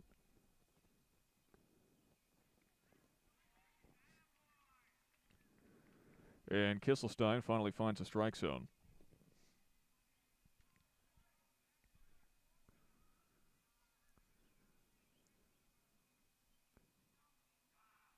But it's only temporary. King doesn't get a very good jump, but he's able to steal the base regardless, taking the lead on this team with 9 stolen bases this season.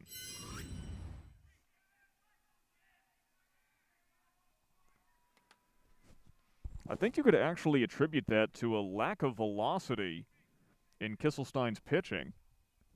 Gave King more time as Giblin hits it right to a diving Kearney. King heading for third. He is not tagged in time.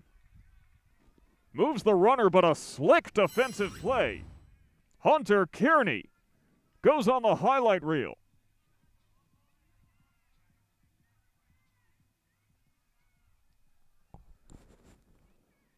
So 1 out for Jake Ogata. 2 outs, actually.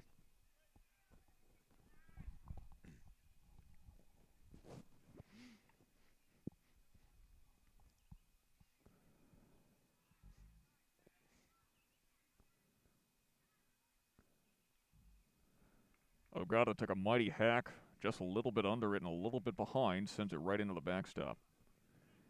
Want to take this moment to thank everyone who's helping us out at JDTV right now. Nick Dekaney producing this broadcast. Mikey Meskos on camera. This is not a one-man effort. This could not be a one-man effort.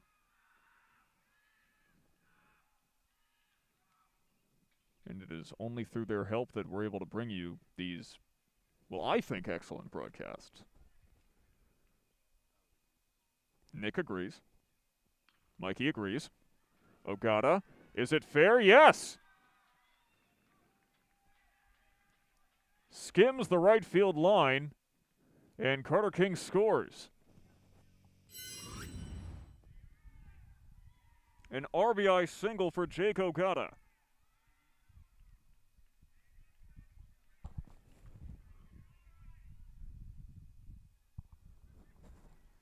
And now Aiden McGuire comes up to bat. Once again, Liam Kisselstein is a freshman. And we've spent plenty of time talking about the struggles that freshman pitchers face.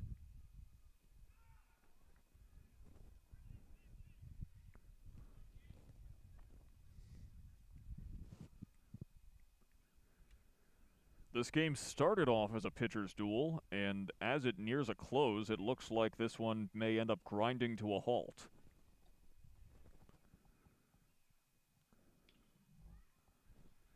Got underneath it, did McGuire, well foul. There's a bird flying in the air, and I'm pretty sure that ball nearly hit it. Aiden McGuire, an aviary hazard.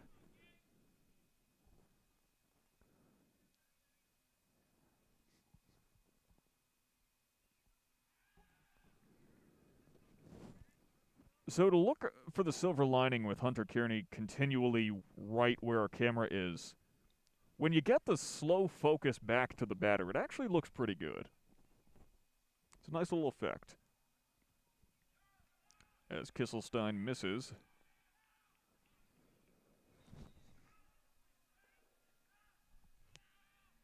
I thought I found a hole in this sweater of mine, but it looks like it's stitched in. That's purposeful?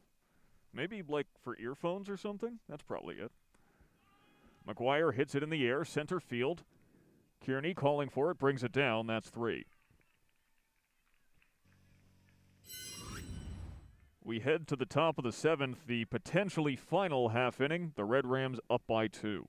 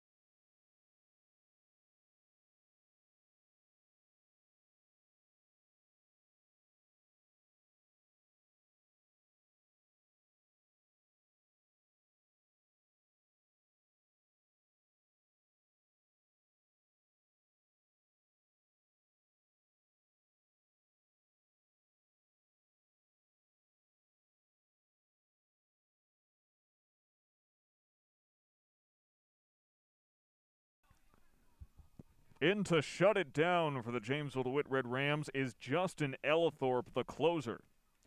With 6 2/3 innings pitched this season, he has a 2.10 ERA and 0.90 WHIP.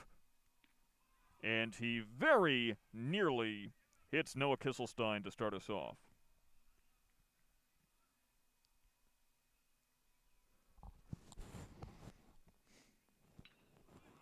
Kisselstein takes it to right center field, calling for its Ogata, brings it down with one hand. One down.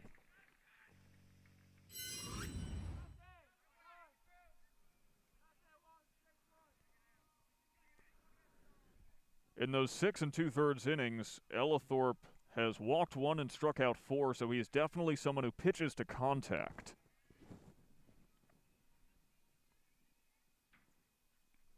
As that goes over the head of Jalen Hines. That's a rare miss. Not often you see a pitch miss over the batter's head. Twice in a row. Although that was a little further behind him, but still, I mean, if these pitches were Pokemon cards, they'd be fetching a pretty penny on eBay. That metaphor made little to no sense at all. I meant because they're so rare that you see pitches that do that. Yeah, okay. I'll just move on from now on.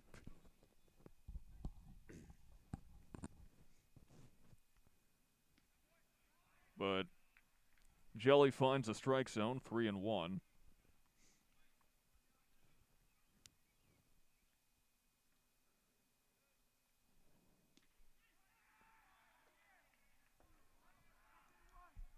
Battles back from a 3-0 to a 3-2 against Hines. Hines reached first on an error, his only time up today. Fouls it off, staying alive. At the very least, you know, when you reach 6 pitches in an at-bat, it's considered a quality at-bat. So he's got that going for him, which is nice.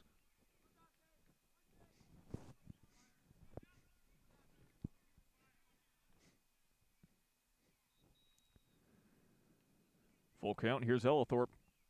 Misses well outside the zone, and Hines reaches base twice.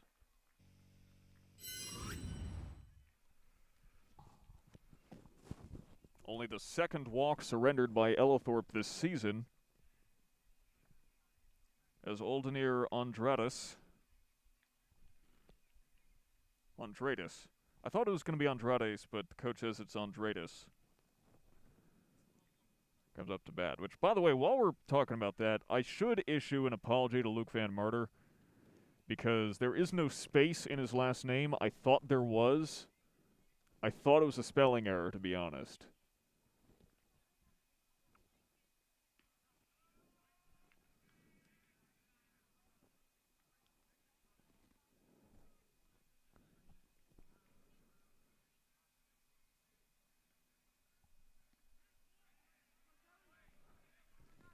Two and one. Ellithorpe is a very accurate pitcher. Actually, he's second on the team in accuracy, hitting the strike zone 61.3% of the time. Just had a little trouble with it today, but he's battling back.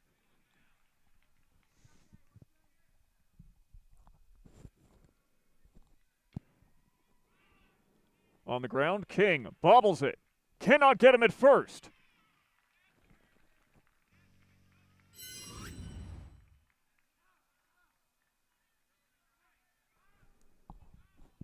A 3-hit day for Oldemir Andrades.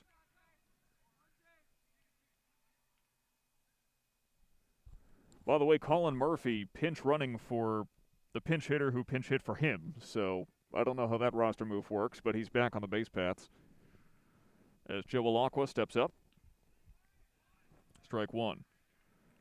Andrades, though, feeling very productive at bat. 3 hits, 3 for 4 today, plus an RBI. Got caught stealing once, though. Too much movement on the breaking ball, 1-1. The Red Rams 2 outs from victory. As Alacqua hits it on the short porch. Sweeney fields it.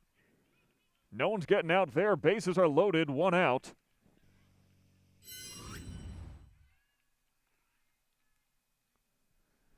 That's a 3-hit day for Alacqua, too.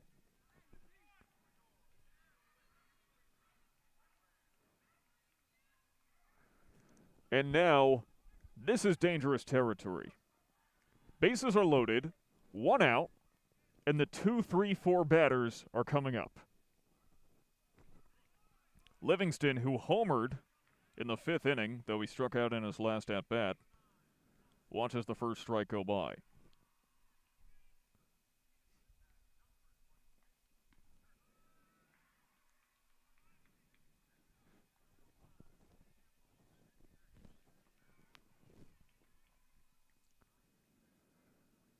Here's Ellithorpe. Misses high, 2-1.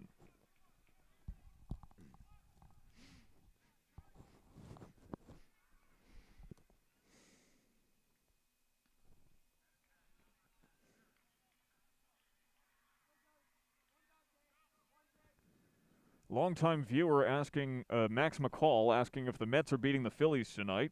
I sure hope so.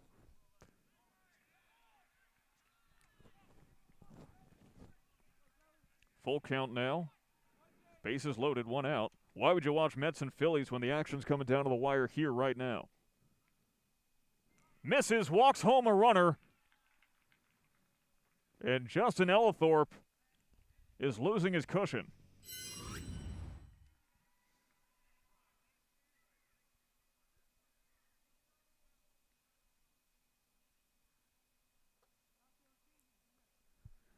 Bases loaded, it's 9-8, and Ellithorpe's day is done.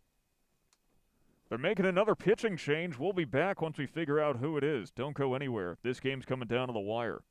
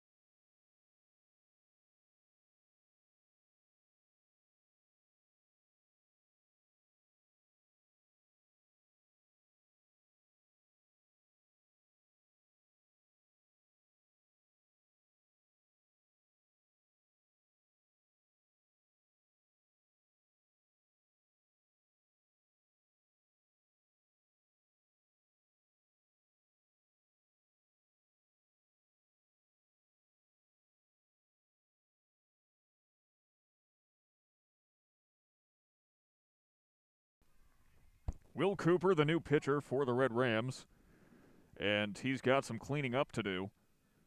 Ellithorpe only got through 1/3 of an inning. Gave up 2 hits, 1 run, 2 walks.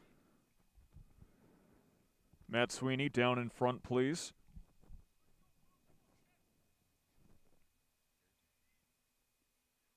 And Cooper misses 2. 1 run comes home. We're all tied up.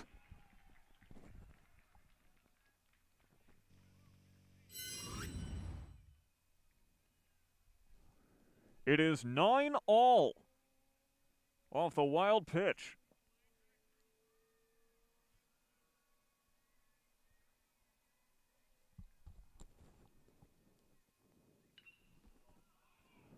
Hot shot, but foul down the left field line.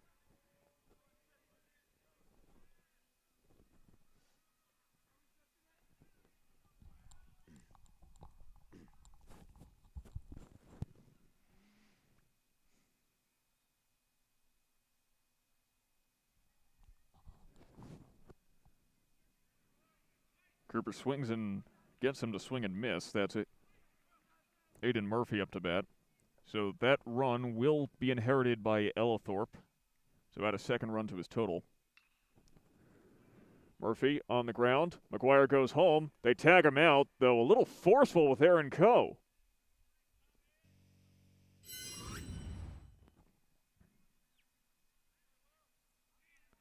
That's the first fielder's choice of the game, by the way, as Alakwa was gotten by the fielder's choice. Livingston to third. Sounds like Brooke Bort just scored the first goal of the game in lacrosse. Now here's Riffenberg.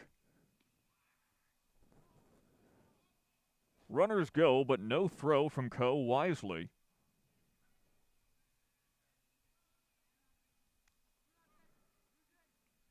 Livingston and Murphy both stole a base.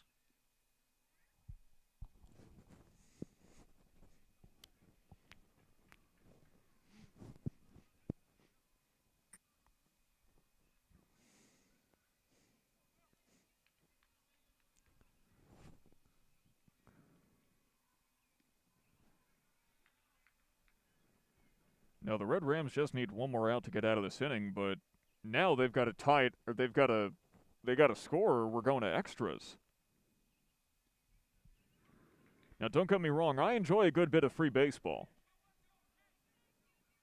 But I have two very tired crew members here who want to be out of here quicker. Not to throw the blame on you guys, as there's a 4-pitch walk.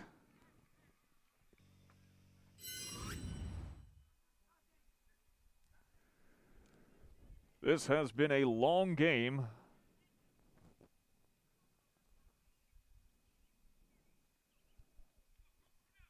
At least it feels it. It's only been about 2 hours so far. Just been a lot of very offensive-focused innings. Hit right back to Kalen, steps on the bag, run will not count, and we are all tied up at 9 as we head to the bottom of the 7th.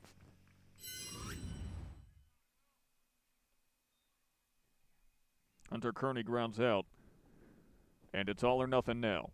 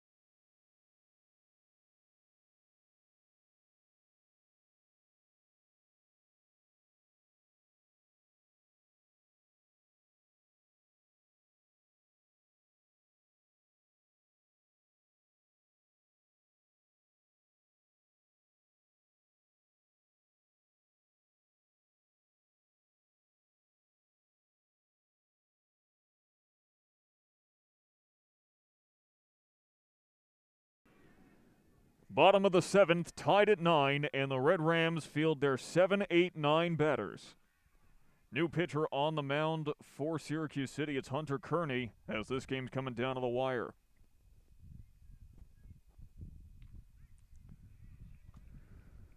And somehow that's a strike to Tyler Kalen, though he had to duck out of the way. Perhaps he was just framing, and maybe I got fooled. Perhaps I am the fool here. That one certainly misses low, though, 1-1. Liam Kisselstein, who's now in left field, pitched for 1 inning, gave up 1 run off of 1 hit and 1 walk.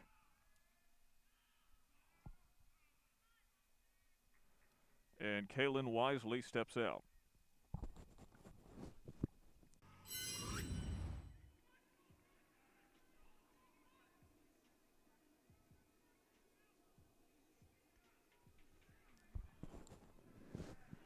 And now here's Dante Santos. He's 2 for 4 today, representing half of his season hit total. If he can keep up this hot streak, this is the perfect time to do it. If he can at least draw a walk, his specialty, considering he's drawn more walks than anyone on the Red Rams, then Carter King comes up to bat next, the team's best hitter. And I have to imagine Mike Miola is aware of this, hence why he is heading out to the mound right now. This is a pure tune-up mound visit.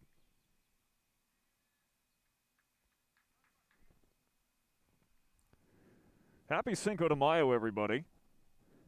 It's also National Hoagie Day, National Astronaut Day for, I don't know why, but astronauts are awesome. I mean, who didn't want to be an astronaut when they were a kid? I sure wanted to. It's also World Password Day. Today's a good day to remember to change your passwords regularly. Maintain some cybersecurity. Might celebrate National Hoagie Day when I get home. Honestly, I haven't eaten yet today. I'm doing all of this on a completely empty stomach.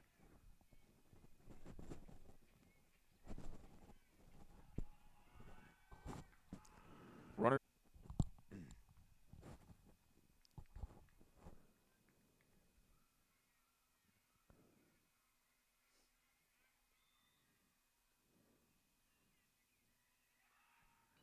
Runner goes. Shot back to Cooper. Gets the out at first. Runner advances.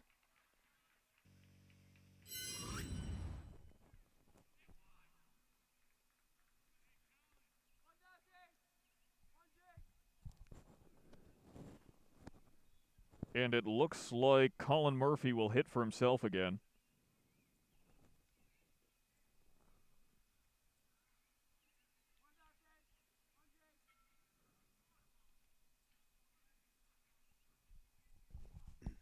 Murphy reinserted into the lineup and takes a Thanksgiving swing. Nothing to show for it.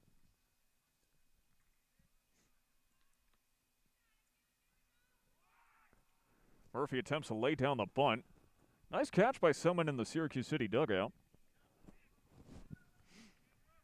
But Cooper up 0-2.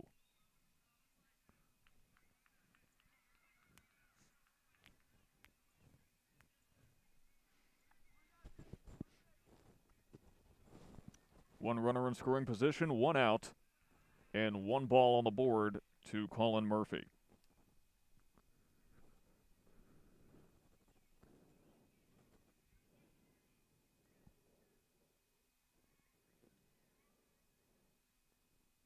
Cooper throws, swing and a miss! Colin Murphy goes down swinging.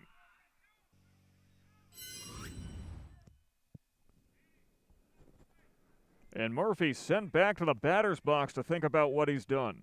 Sent back to the dugout, actually. Makes more sense. Okay, I just never mind. It's getting late. I haven't eaten.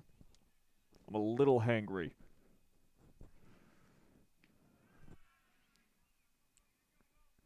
Andreades has to duck out of the way the first pitch. Andreades 3 for 4 today with 3 singles.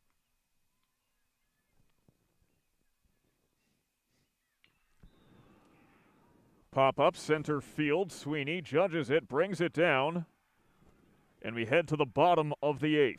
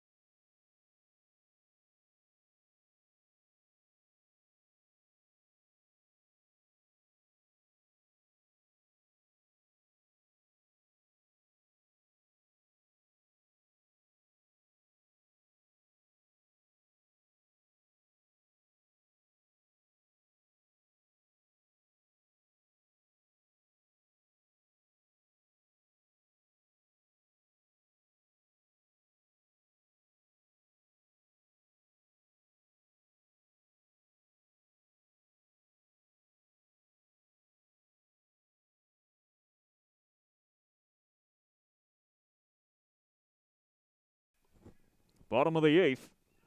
4, 5, 6 batters coming up for the Red Rams, and Eamon Giblin watches the first pitch go by. He is 1 for 4 today. Hit all 4 hits up the middle.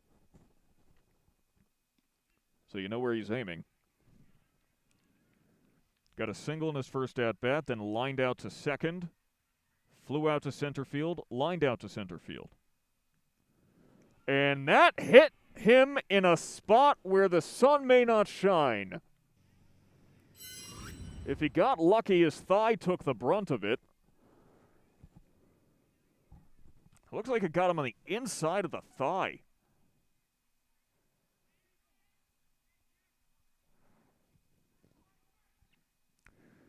Even Hunter Kearney's grimacing. I mean, that's a place where you just do not want to get hit.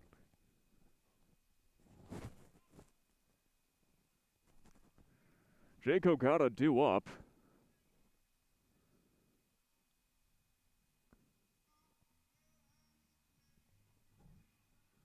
With 1 on and no one out, and the winning runner is on first.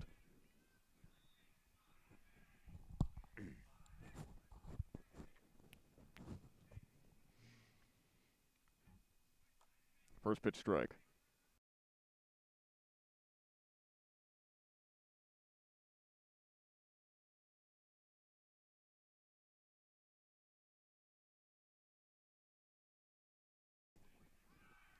Runner takes off. Swing and a miss from Ogata. But Giblin is safe. Swipes a bag.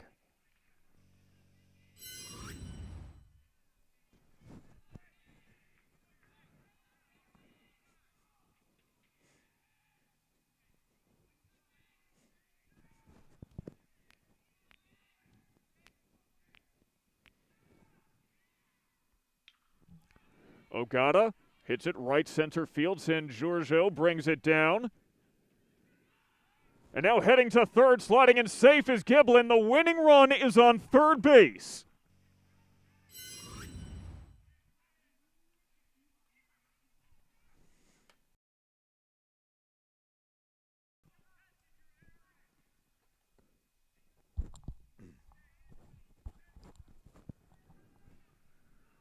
Aiden McGuire heads to the plate with a winning run on third.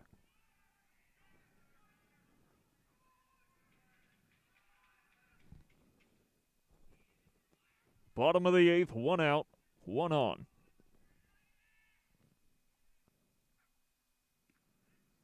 First pitch strike. You want to take it in a situation like this.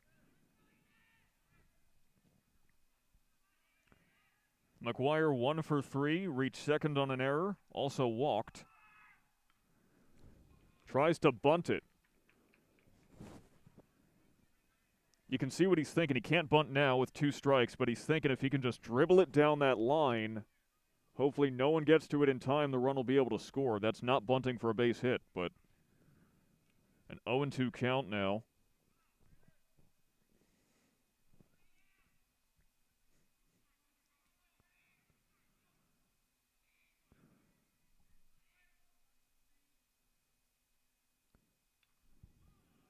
And McGuire stays alive.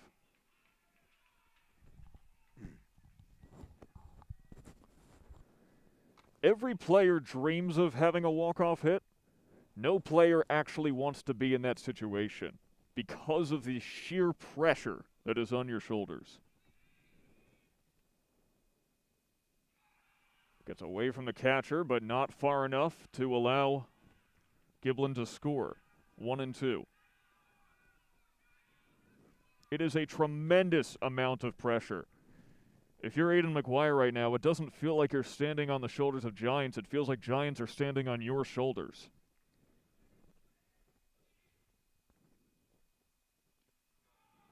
High and outside, 2-2.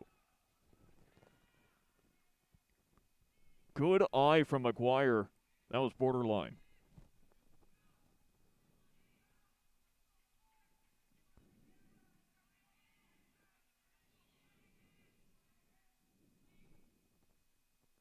Swing and a miss, struck him out.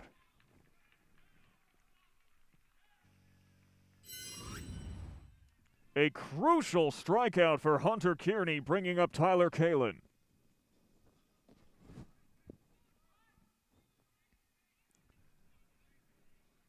Two outs.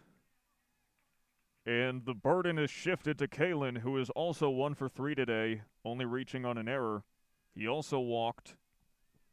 Last two at-bats were outs.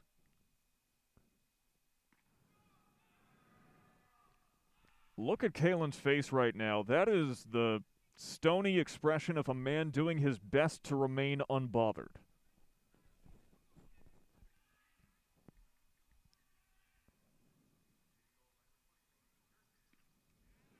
Cannot catch up to the fastball, 1-1. He is attempting to portray confidence right now, but you have to imagine the gears are turning very quickly inside of his head.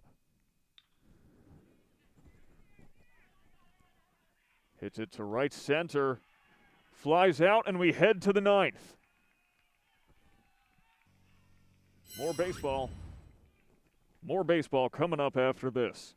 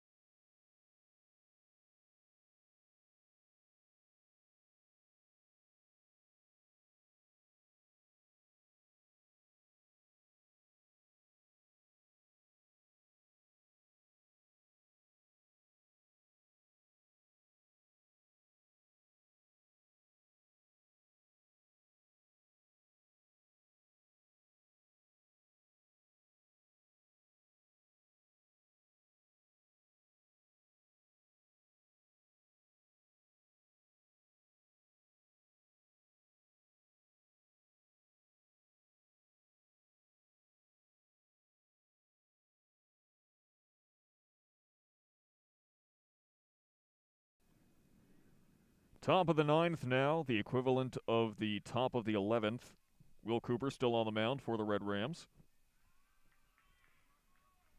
And he's got the top of the order to contend with as Joe Alacqua looks at the first ball.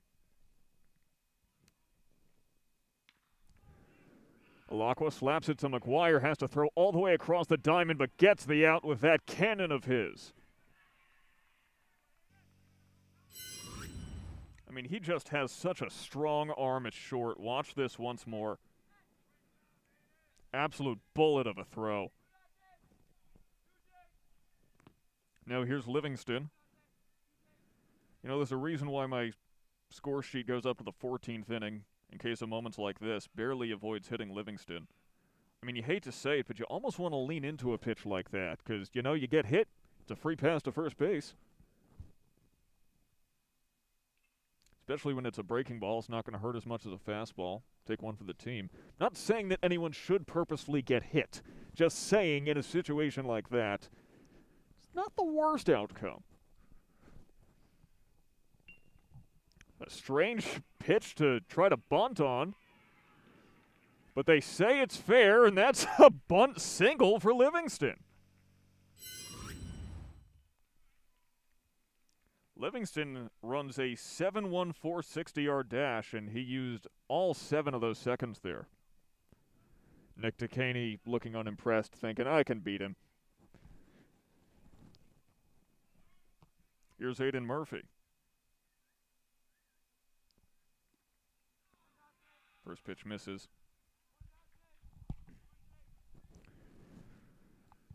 So here's the thing. If this game continues, say no one scores or it remains tied, there are no lights on the JD Diamond, which means that eventually, probably around 8 o'clock or so, maybe 8:15, this game will eventually be called due to darkness. Now, there's two possibilities there. Either the teams agree to call it a tie, or, let's see, sunset's at 8:09 p.m. tonight, so we have about 40 minutes left. Or, if we go by Major League rules, where ties are not allowed, the teams will have to agree to continue the game at a later date. And the teams will take note of who was on base, who was pitching, who was playing each position, and essentially have to continue from this point probably tomorrow.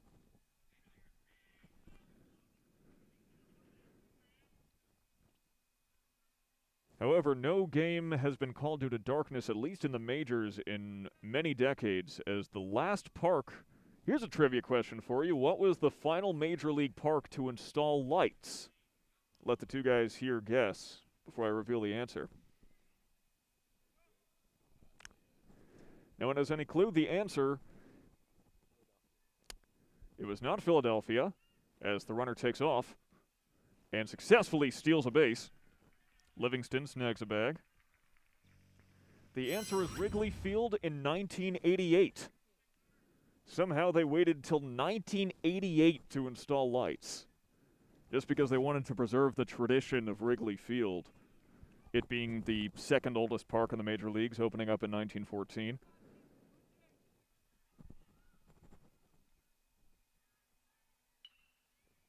Hit up the middle. Throwing on the run, McGuire gets him out.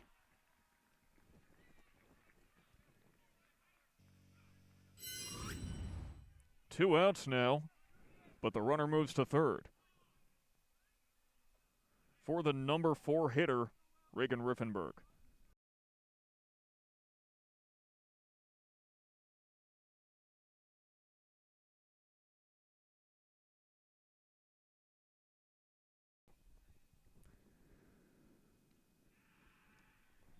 Swinging strike to Riffenberg. Wrigley Field actually opened up for the very quickly defunct Federal League, which attempted to be a third league competing with the American and National. And Eli Livingston, what are you doing? What are you doing, man? You can't steal home. You trying to steal home, Eli Livingston? You mashuga. That's enough of that Michigas. We head to the bottom of the 9th.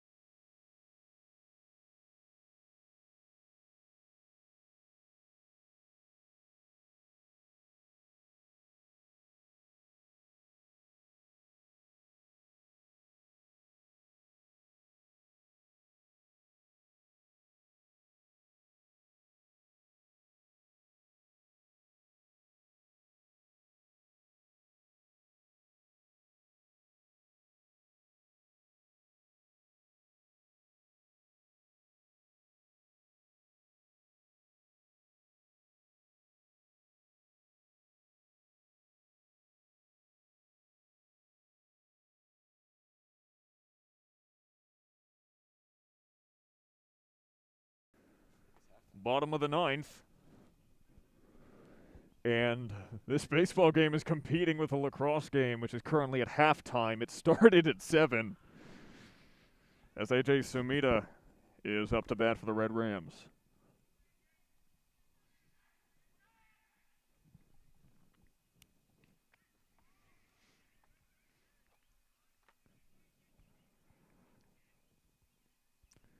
I'm just saying, if anyone at home wants to order us a pizza out of the Diamond, would not complain right about now. I'm actually debating what I want for dinner now, considering it's going to be...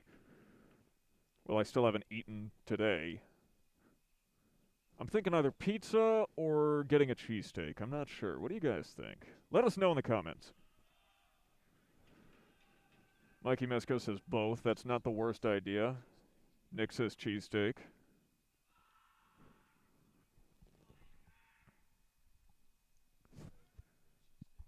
Let us know in the comments which I should have for dinner. 3-1 to Sumida.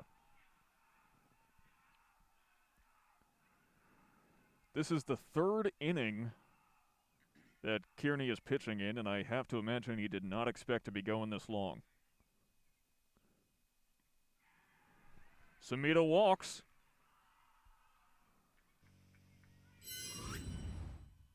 Winning run now on first base to start off the bottom of the ninth.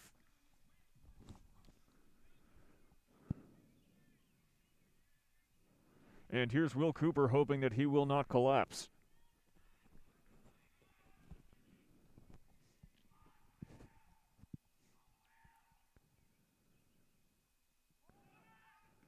Decides against the bunt. Sumida scared back to first.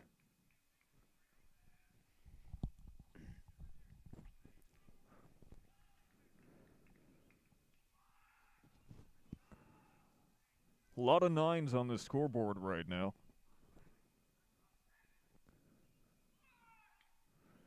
And he gets the bunt off. They go to second.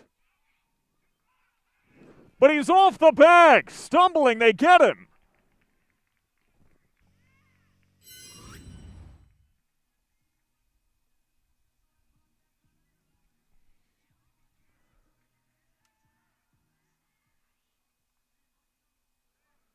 The 1-4 FC if you're keeping score at home.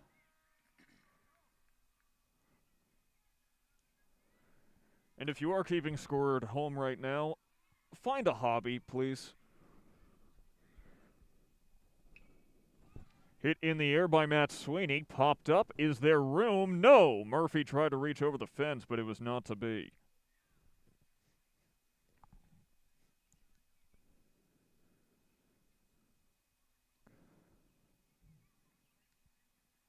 You know, today is National Hoagie Day. Maybe I should get the cheesesteak.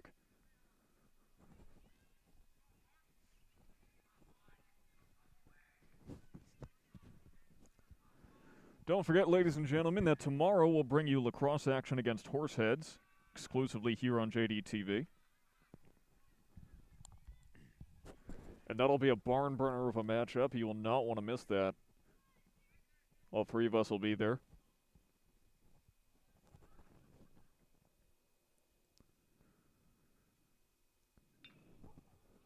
Sweeney chops it to second. They get the force. Now there's a runner in scoring position and 2 outs.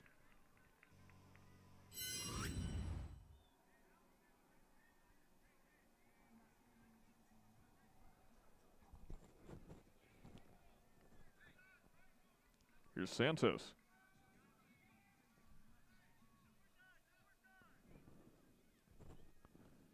Dante Santos strolls to the plate as Joe Alacqua shouts from right field, do or die. Do or die. How true this rings for both teams. Santos hit by a pitch in the 7th inning.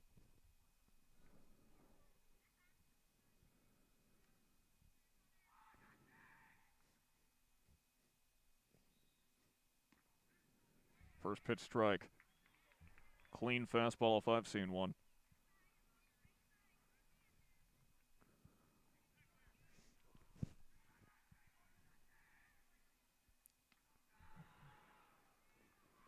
Almost a pitch out, 1-1.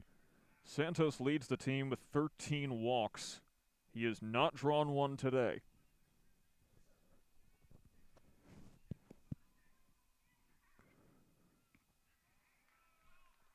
Big hack 1 and 2.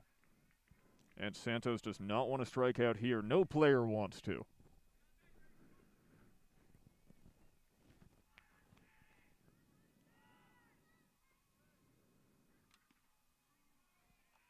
And I just realized I don't even know if our software, like, if we go to the 10th, I don't even know if that number will be centered properly.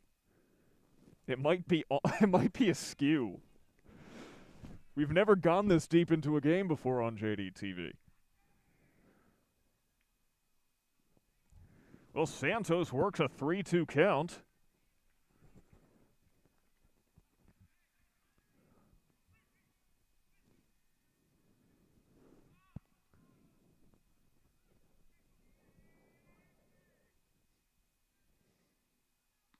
Swing and a miss. We head to the 10th.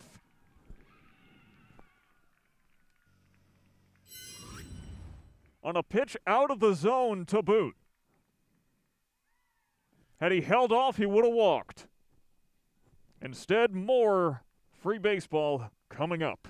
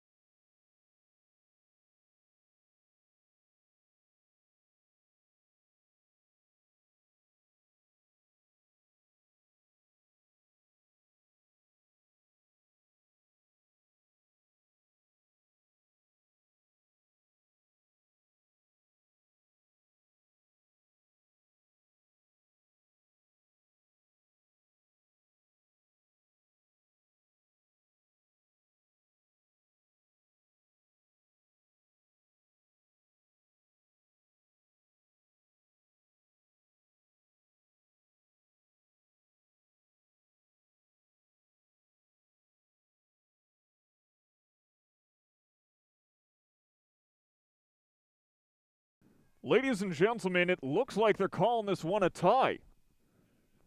To our great confusion, it looks like this game is being called due to darkness.